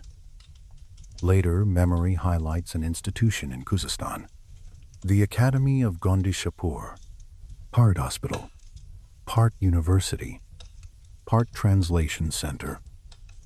Scholars and physicians gathered from many places, Greek medical texts, Indian astronomical knowledge, and local Iranian traditions were translated and discussed in Middle Persian and Syriac. This blending would later feed into the scientific flowering under early Islamic caliphates, when some Gondishapur-trained physicians helped transmit knowledge into Arabic. In the Sassanid imagination, Iran was not only armies and taxes, it was also a custodian of wisdom. Culture traveled in quieter ways too. A board game from India was adapted into chatrang, an ancestor of chess. Its pieces mirrored a world of kings, advisors, elephants, chariots, cavalry. To move a piece on a board was to rehearse a model of order, to imagine control in a small square world, perhaps comforting in an empire that knew chaos. Another pastime, polo, chogan, began as cavalry training and became aristocratic sport. Fast horses, long mallets, a hard ball skimming over grass.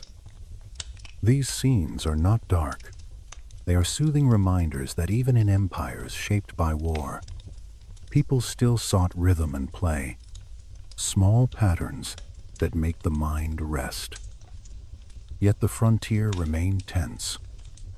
The long duel with Rome, later Byzantium, continued over Armenia, over Mesopotamia, over trade arteries linking India, Central Asia, and the Mediterranean. Cities changed hands. Walls were fortified and refortified. Treaties were signed and broken. From the outside, Greek and Latin writers often still said Persia, because the old habit persisted. From inside, Sassanid kings spoke of Iran and non-Iran, Eran and Eran, the ordered realm and the lands beyond. And yet, for all the stone-carved confidence, impérial. By the early 7th century, the Sassanid state was exhausted.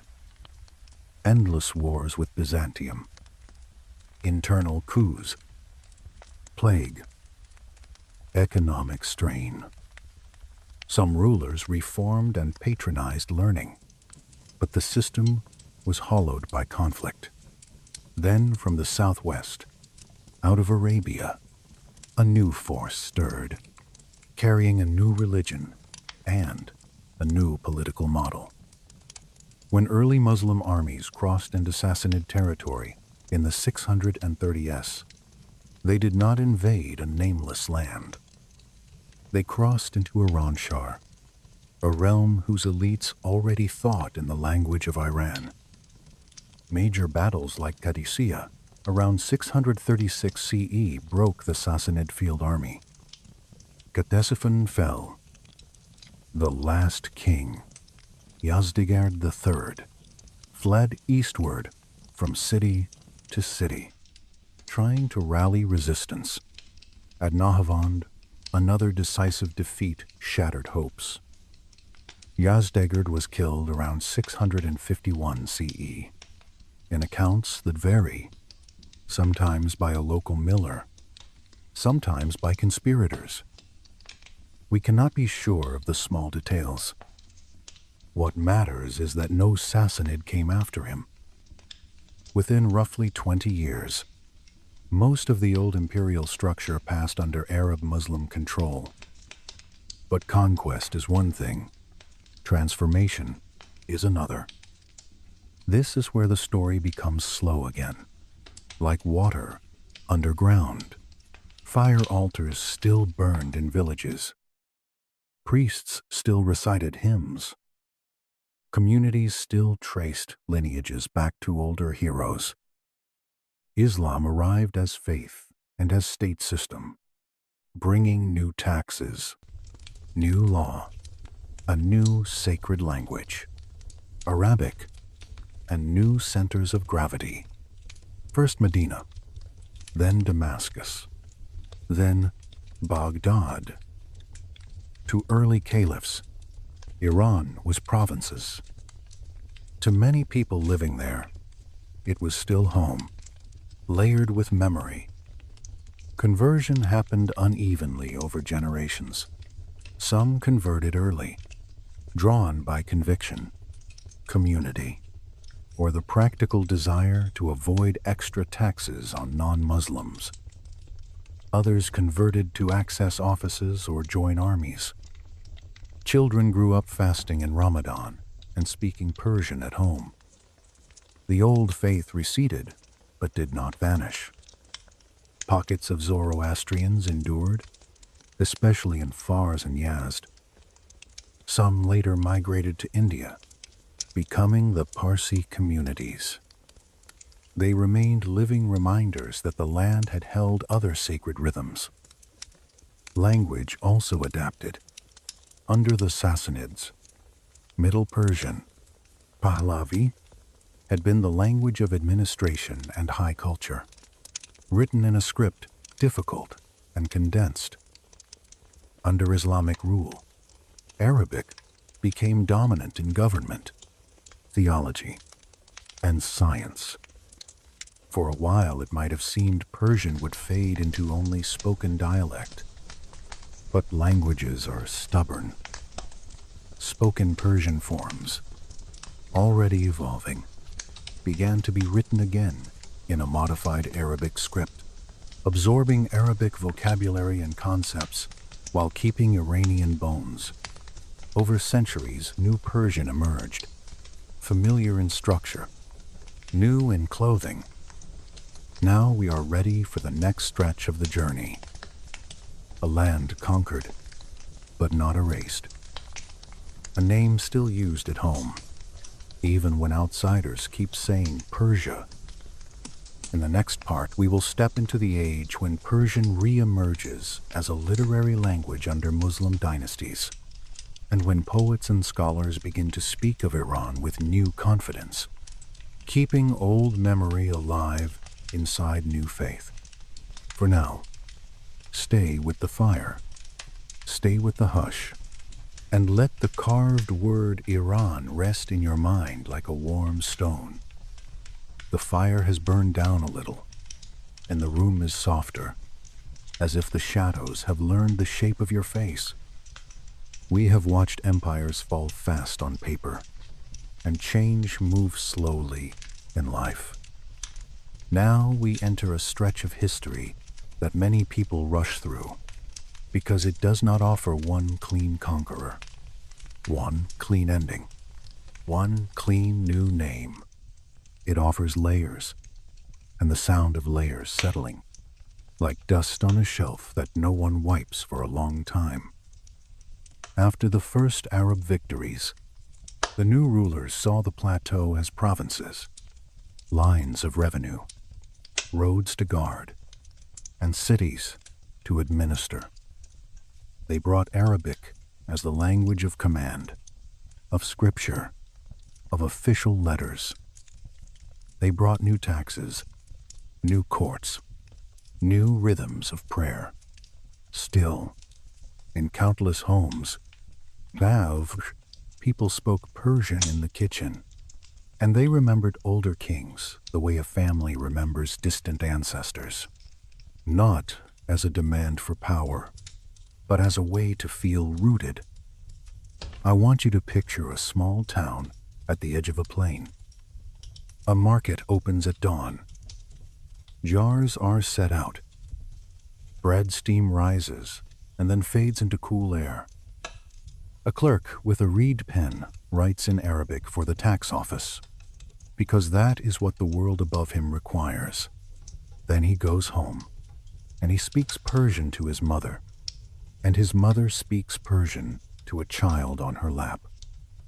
The child learns the new prayers, and the child also learns old lullabies, and the two sounds live side by side without fighting. This is how identity survives, not by shouting, but by continuing. For a while, Arabic seemed unstoppable. It carried prestige, scholarship, scripture, and access to power. Persian might have remained only a spoken tongue, a local river that never reaches the sea. But languages do not always accept the role assigned to them.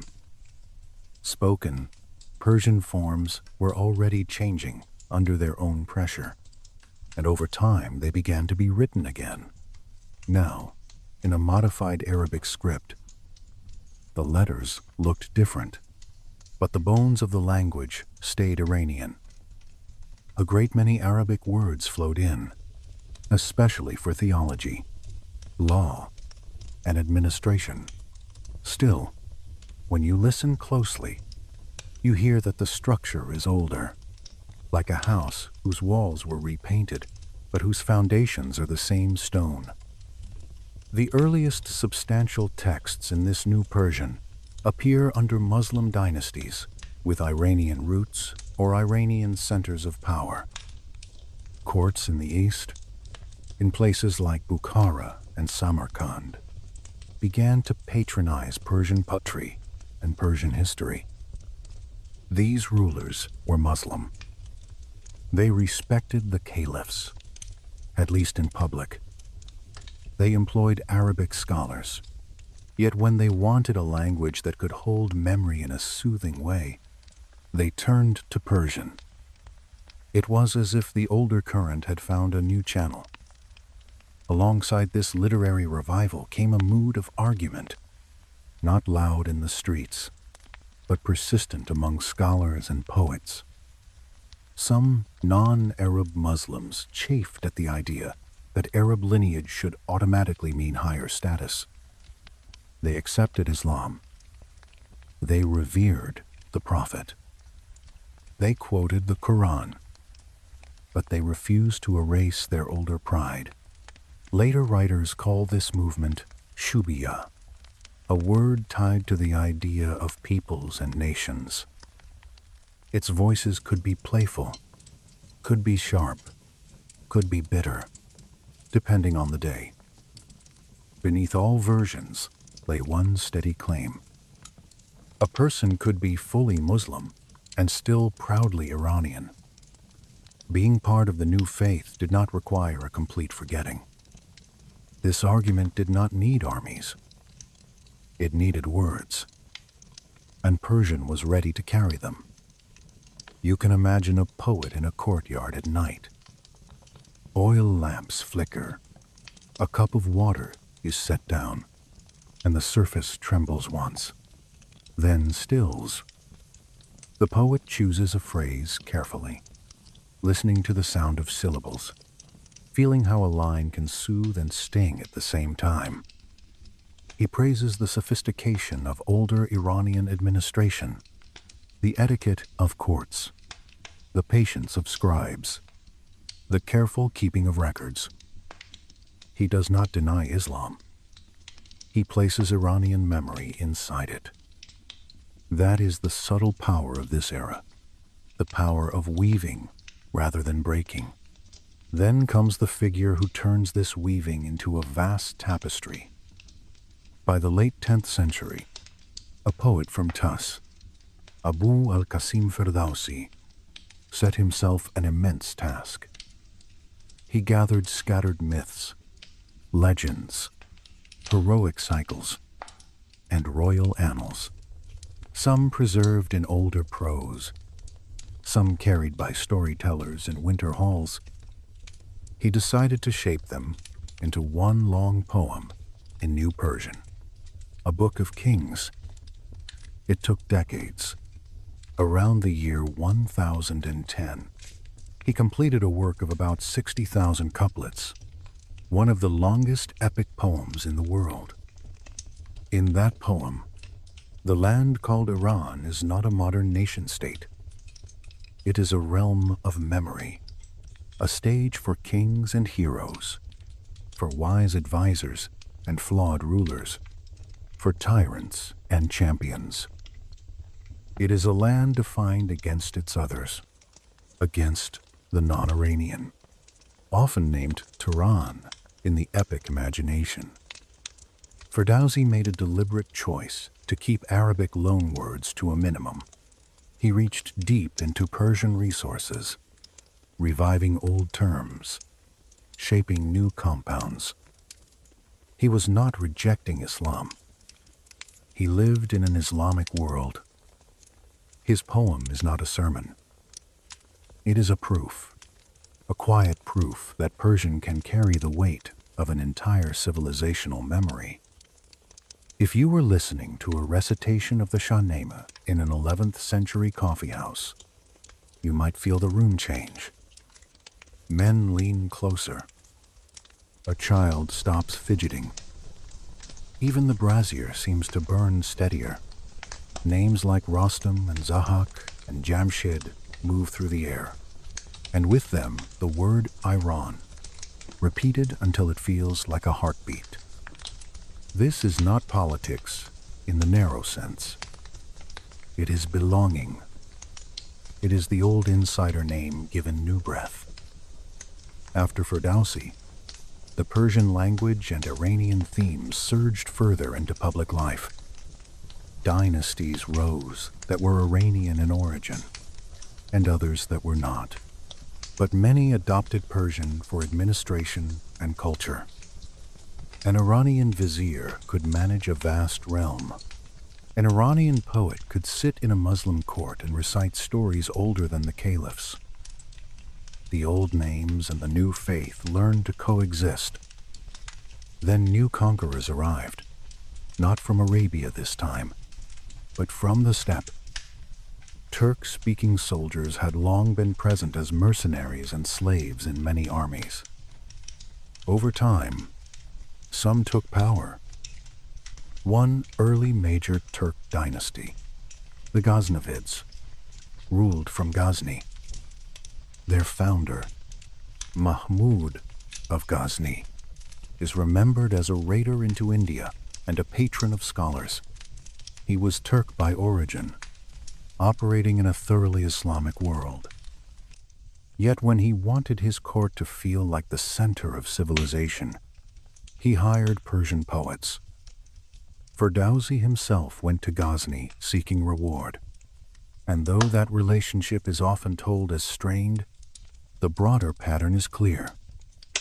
Persian became the language of prestige, the language of praise, the language of remembered greatness.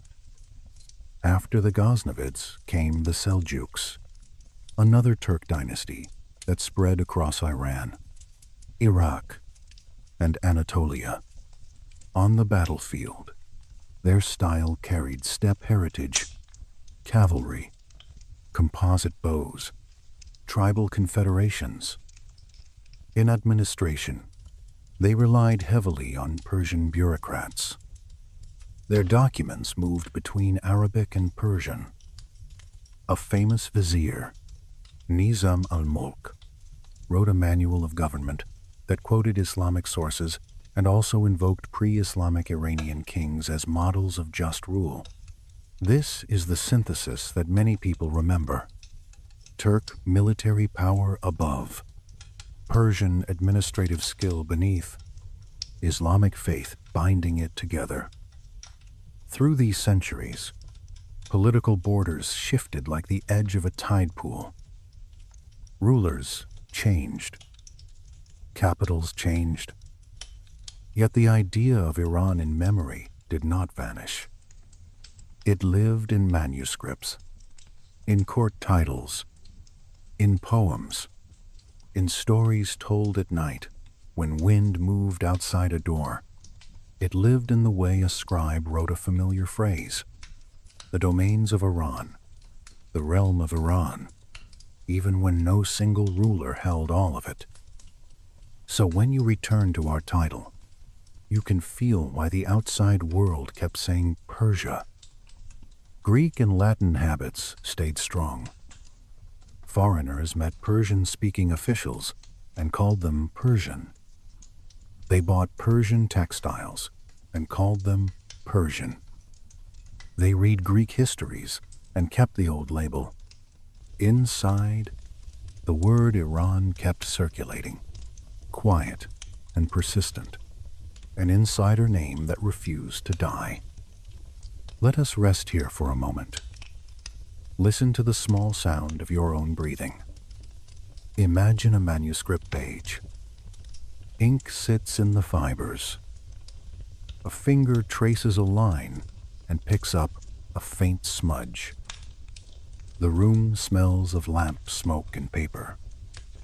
Outside, the plateau stretches under stars. A caravan bell rings once, then twice, then fades. Deep time keeps moving, and ahead, another storm approaches from the steppe, a storm that will seem at first like the end of everything, and will become, strangely, another layer in the same long story. Before that storm arrives, I want to linger on a small, ordinary scene, because ordinary scenes are where continuity hides. Picture a scribe in a provincial office. He sits on a low cushion. His knees ache slightly, but he does not shift, because shifting makes the ink line wobble. A small lamp burns beside him, and the wick makes a tiny hiss each time oil feeds it. He writes in Arabic, heading for the record, because that is the form the state expects.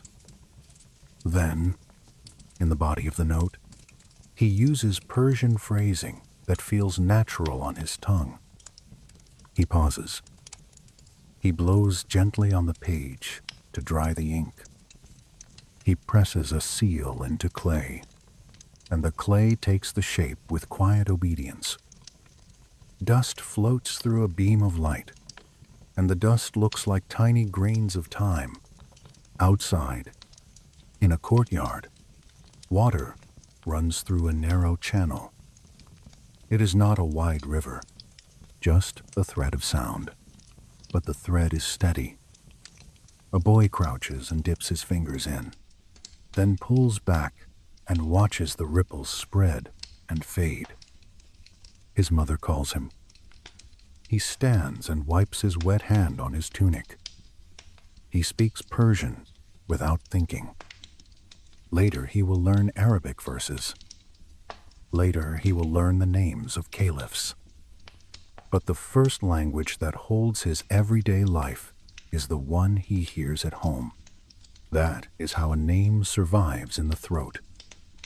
In another town, farther east, a storyteller sits in a winter hall. The air smells of smoke and wool. People sit close, because closeness makes warmth. The storyteller begins with a slow voice, and the hall grows still. He speaks of a king who loses his glory, and of a tyrant with serpents, and of a hero who carries loyalty like a weight. The listeners do not ask whether these tales are history. They do not need that kind of proof. They need a sense that the land has a past that belongs to them. When the storyteller says Iran, the word lands softly, and each listener recognizes it, the way you recognize your own name spoken gently in the dark. Even rulers who did not share Iranian bloodlines learned to treat that word with respect, because it opened doors. A Turk commander might sit in a palace and listen to Persian verse, and feel that he has stepped into a furnished house. The carpets, the etiquette, the phrases of praise, the forms of letter writing, all of it is already there. He can wear it. He can use it. He can even believe he is its rightful heir. This is one of the quiet paradoxes of the plateau. Political control could come from outside, but the language of greatness was already inside, waiting. When you hear the word Persia in foreign mouths, you can imagine a merchant from Venice or a diplomat from France writing home about Persian court ceremony. He writes what his inherited books taught him. He does not think to ask what the people at home call their land.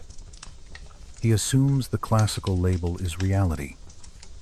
Meanwhile, a Persian poet writing a praise poem may use Eran as the natural word for the realm, because it feels like the true inside name. Two traditions, two habits, passing by each other like ships in night fog. Now the steppe horizon darkens. In the early 13th century, a new force unified far to the east.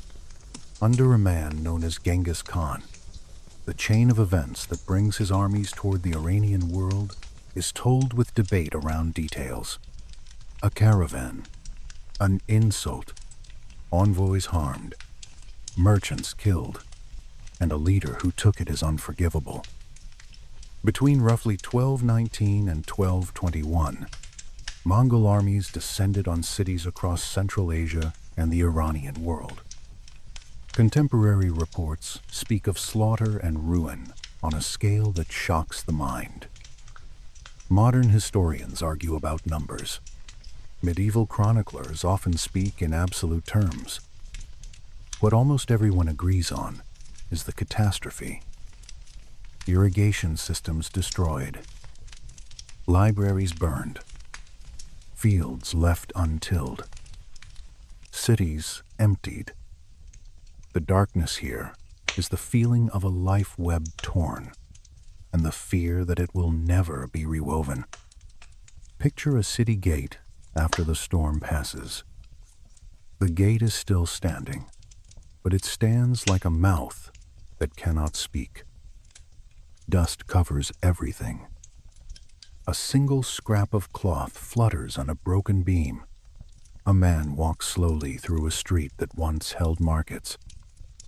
His footsteps make a soft sound, not because the street is clean, but because ash and dust muffle the world. He bends and picks up a shard of pottery, turns it once in his hand, then sets it down again. The shard is warm from sun, and it feels like a piece of a life that cannot be put back together quickly. He listens. He hears nothing but wind. And yet, even this storm does not erase the underground water.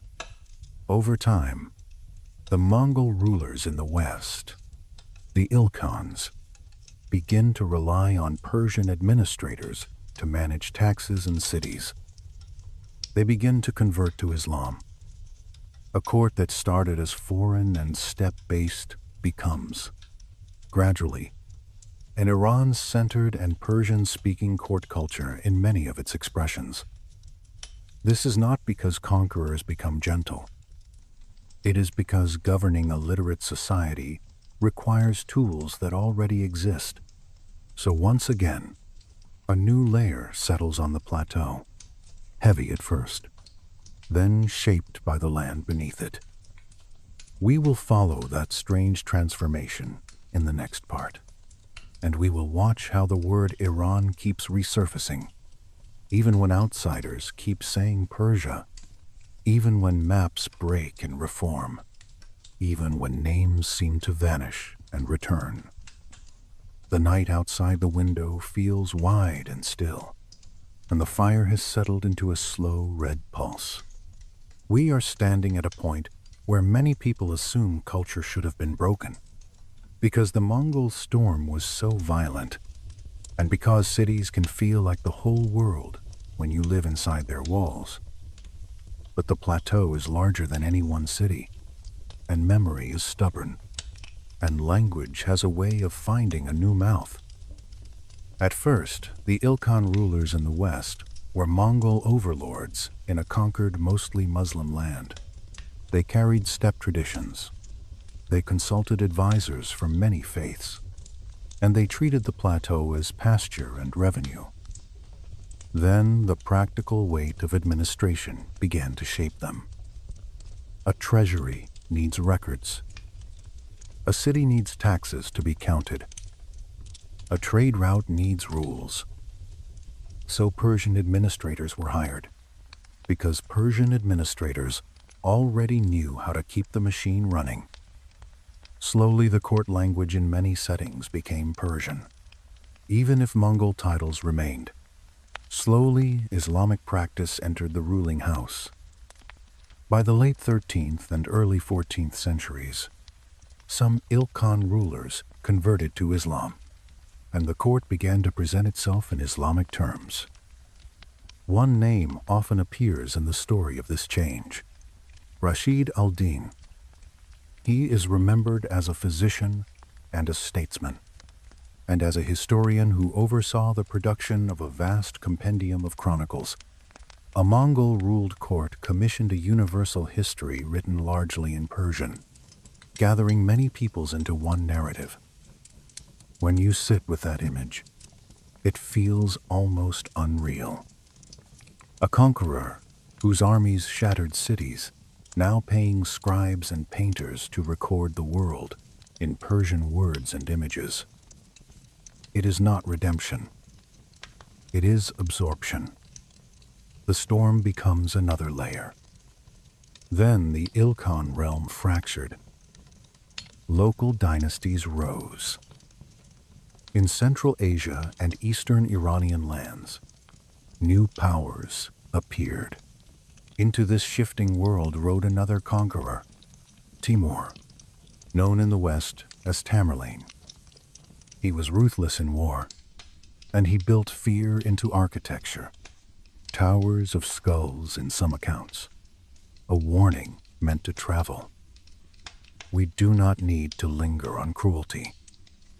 It is enough to feel the cold intention behind it, the way a ruler can choose terror as a tool, and the way communities learn to go quiet when the sound of hoofbeats approaches. Yet Timur and his successors also poured resources into cities they favored, especially Samarkand and later Herat. Under the Timurids, Persian art reached a refined phase. Workshops produced miniature paintings filled with dense detail. Calligraphers turned script into ornament. Architects raised tiled domes and schools and mosques that caught light like water.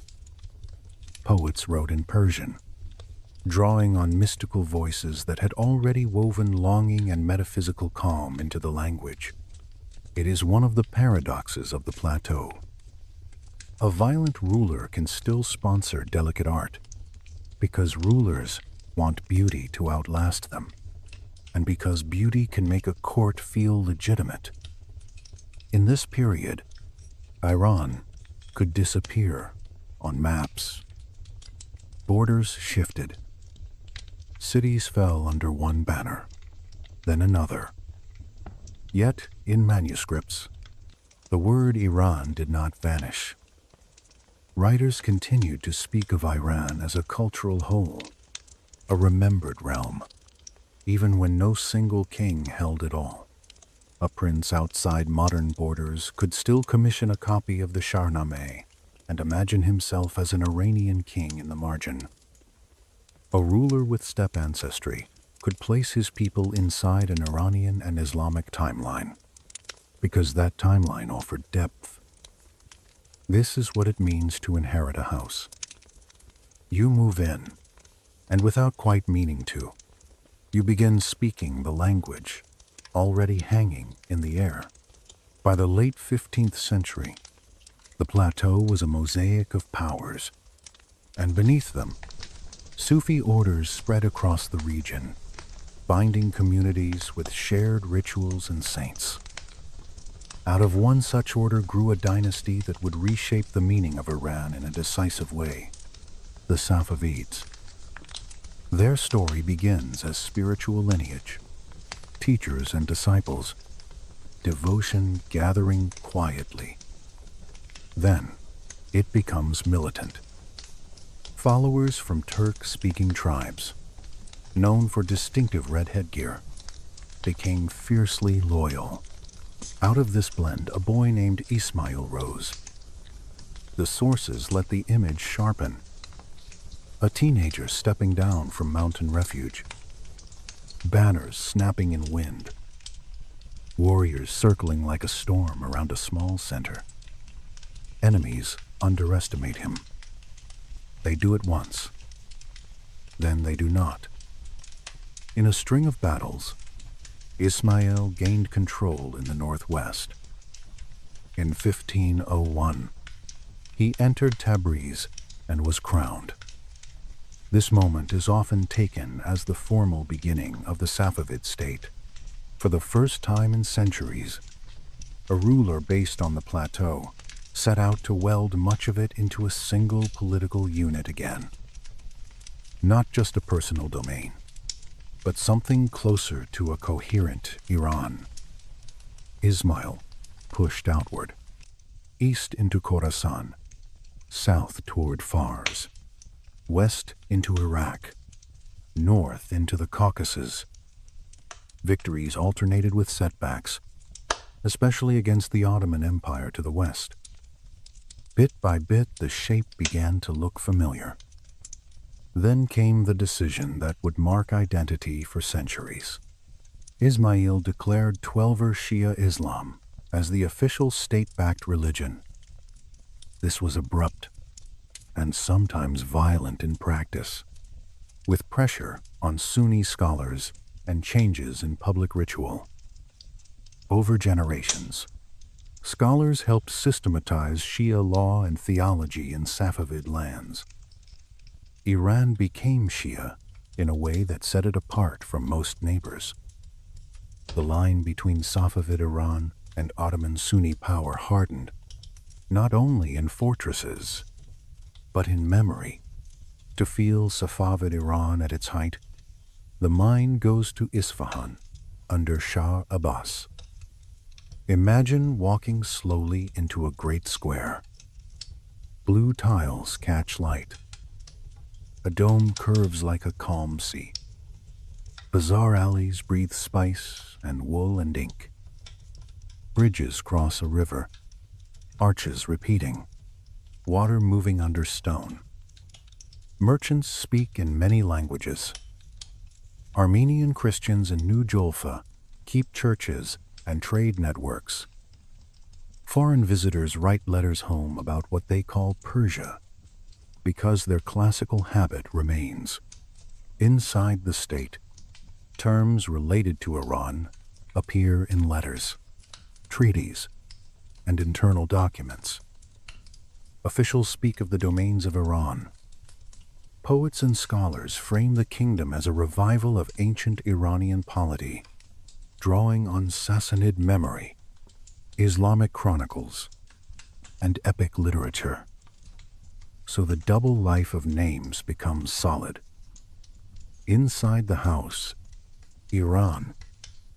Outside, Persia. Both point to the same land, but they come from different angles. When the Safavid dynasty weakened in the 18th century, the plateau entered another age of fragility. Dynasties rose and fell. Then the Qajars came to power in the late 1700s and pulled the lands back into a single kingdom. But the world around them had changed. Europe no longer sent only merchants and envoys. It sent empires. To the north, Russia pushed steadily south through the Caucasus. To the south and east, Britain pressed from the Persian Gulf and from India. Iran became a buffer, contested and pressured. In the early 19th century, Iran fought disastrous wars with Russia. 2 harsh treaties followed, Gulistan in 1813 and Turkmenchay in 1828. They were amputations. Iran lost much of its Caucasian territories, lands tied into Iranian history for centuries. Humiliation lingered. Foreign concessions added to resentment. Loans came with strings, control over customs, monopolies, privileges. In 1890, a concession gave a British company control over the tobacco trade. The response was a broad boycott. Shops closed. People stopped smoking. Religious leaders issued rulings. The Shah backed down. It was a glimpse of something new, population discovering political voice. That voice grew louder in 1905. Protests over foreign influence, corruption, and hardship grew into the constitutional revolution. Merchants took sanctuary in mosques. Clerics preached. Pamphlets circulated. Crowds demanded a constitution, a parliament, limits on royal power. In 1906, under pressure, the Shah agreed to create a national assembly and accept a constitution. Modern political language entered public life. Nation, law, rights. Newspapers debated the future of the Iranian nation. The revolution was messy. There was backlash, violence, foreign intervention. Still, something shifted. Iran was no longer only a king's domain. More people began to think of it as a nation that should govern itself. Out of this turbulence stepped a military strongman, Reza Khan. In 1921, he led troops into Tehran in a coup that was relatively bloodless. He became war minister, then prime minister. In 1925, the last Qajar Shah was deposed, and Reza was crowned Shah. He looked westward for models of modernization, especially Turkey under Ataturk. He wanted railroads, roads, schools, universities, a reorganized army, a centralized state. He pushed through reforms that changed daily life, sometimes felt as liberation, sometimes as intrusion. Clothing became political. Men were pushed toward Western-style dress. Women were pressured to unveil, and in some contexts, veiling was banned in public. The state reached into private habit, and that reach left lasting scars and arguments. Alongside modernization came a deliberate revival of pre-Islamic Iranian identity. Archaeology and history were mobilized. Persepolis was cleared and restored. Schoolbooks praised Cyrus and Darius. The dynasty name Pahlavi echoed the term for Middle Persian, linking the modern state to Sassanid memory. Inside the country, Iran had long been a familiar word. Now the state wrapped it in marble and ceremony, turning it into a modern brand. Outside the country, the world still mostly said Persia.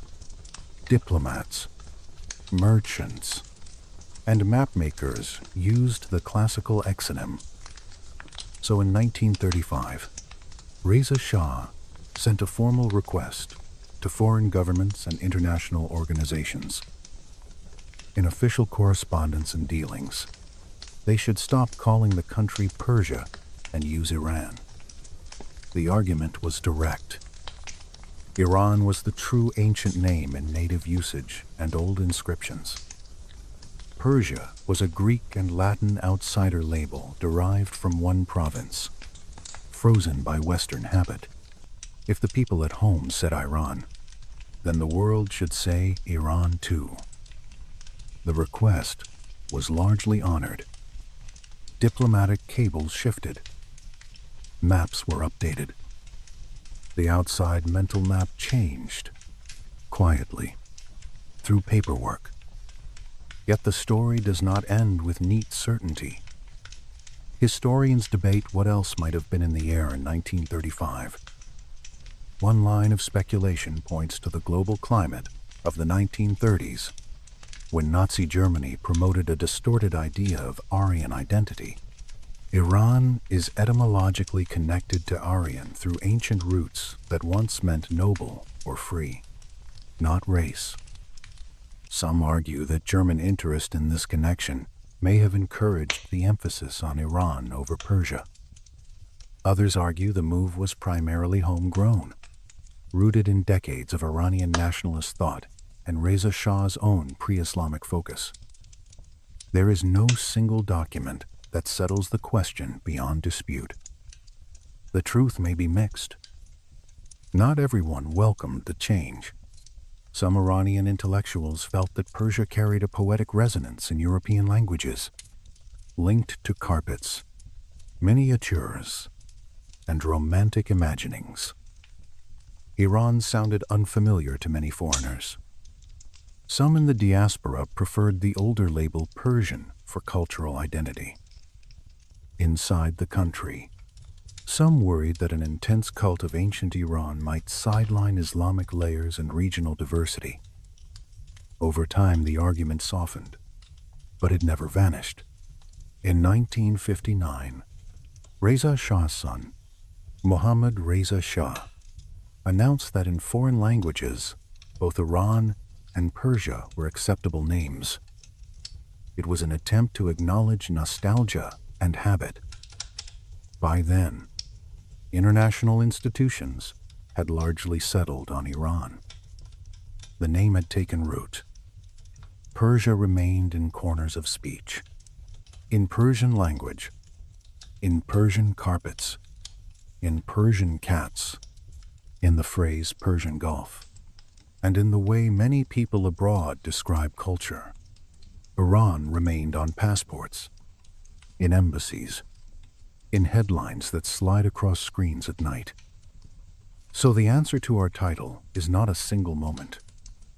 It is a resurfacing, a word that traveled from ancient self-description, through rock relief and epic poetry, through court letters and village prayers, finally rising to the surface of global maps because a modern state insisted on it. Persia did not disappear. It lingered as a cultural mirror. Iran did not arrive. It returned, quietly, like water finding its way back into an old channel. If you listen closely, you can hear the motifs we carried all night. Dust in a beam of candlelight, clay pressed by a seal, water moving under stone, footsteps in a museum hush, numbers shrinking from empire to province to one letter sent across borders. Deep time holding everything in its patient hands. Let the room stay dim. Let your breathing stay slow. Names can change, and still the land remains. Mountains and deserts, valleys and hidden water, stories layered like sediment, never fully erased. And as your thoughts drift, you can let both words rest together, Persia and Iran, as two soft shadows cast by the same candle.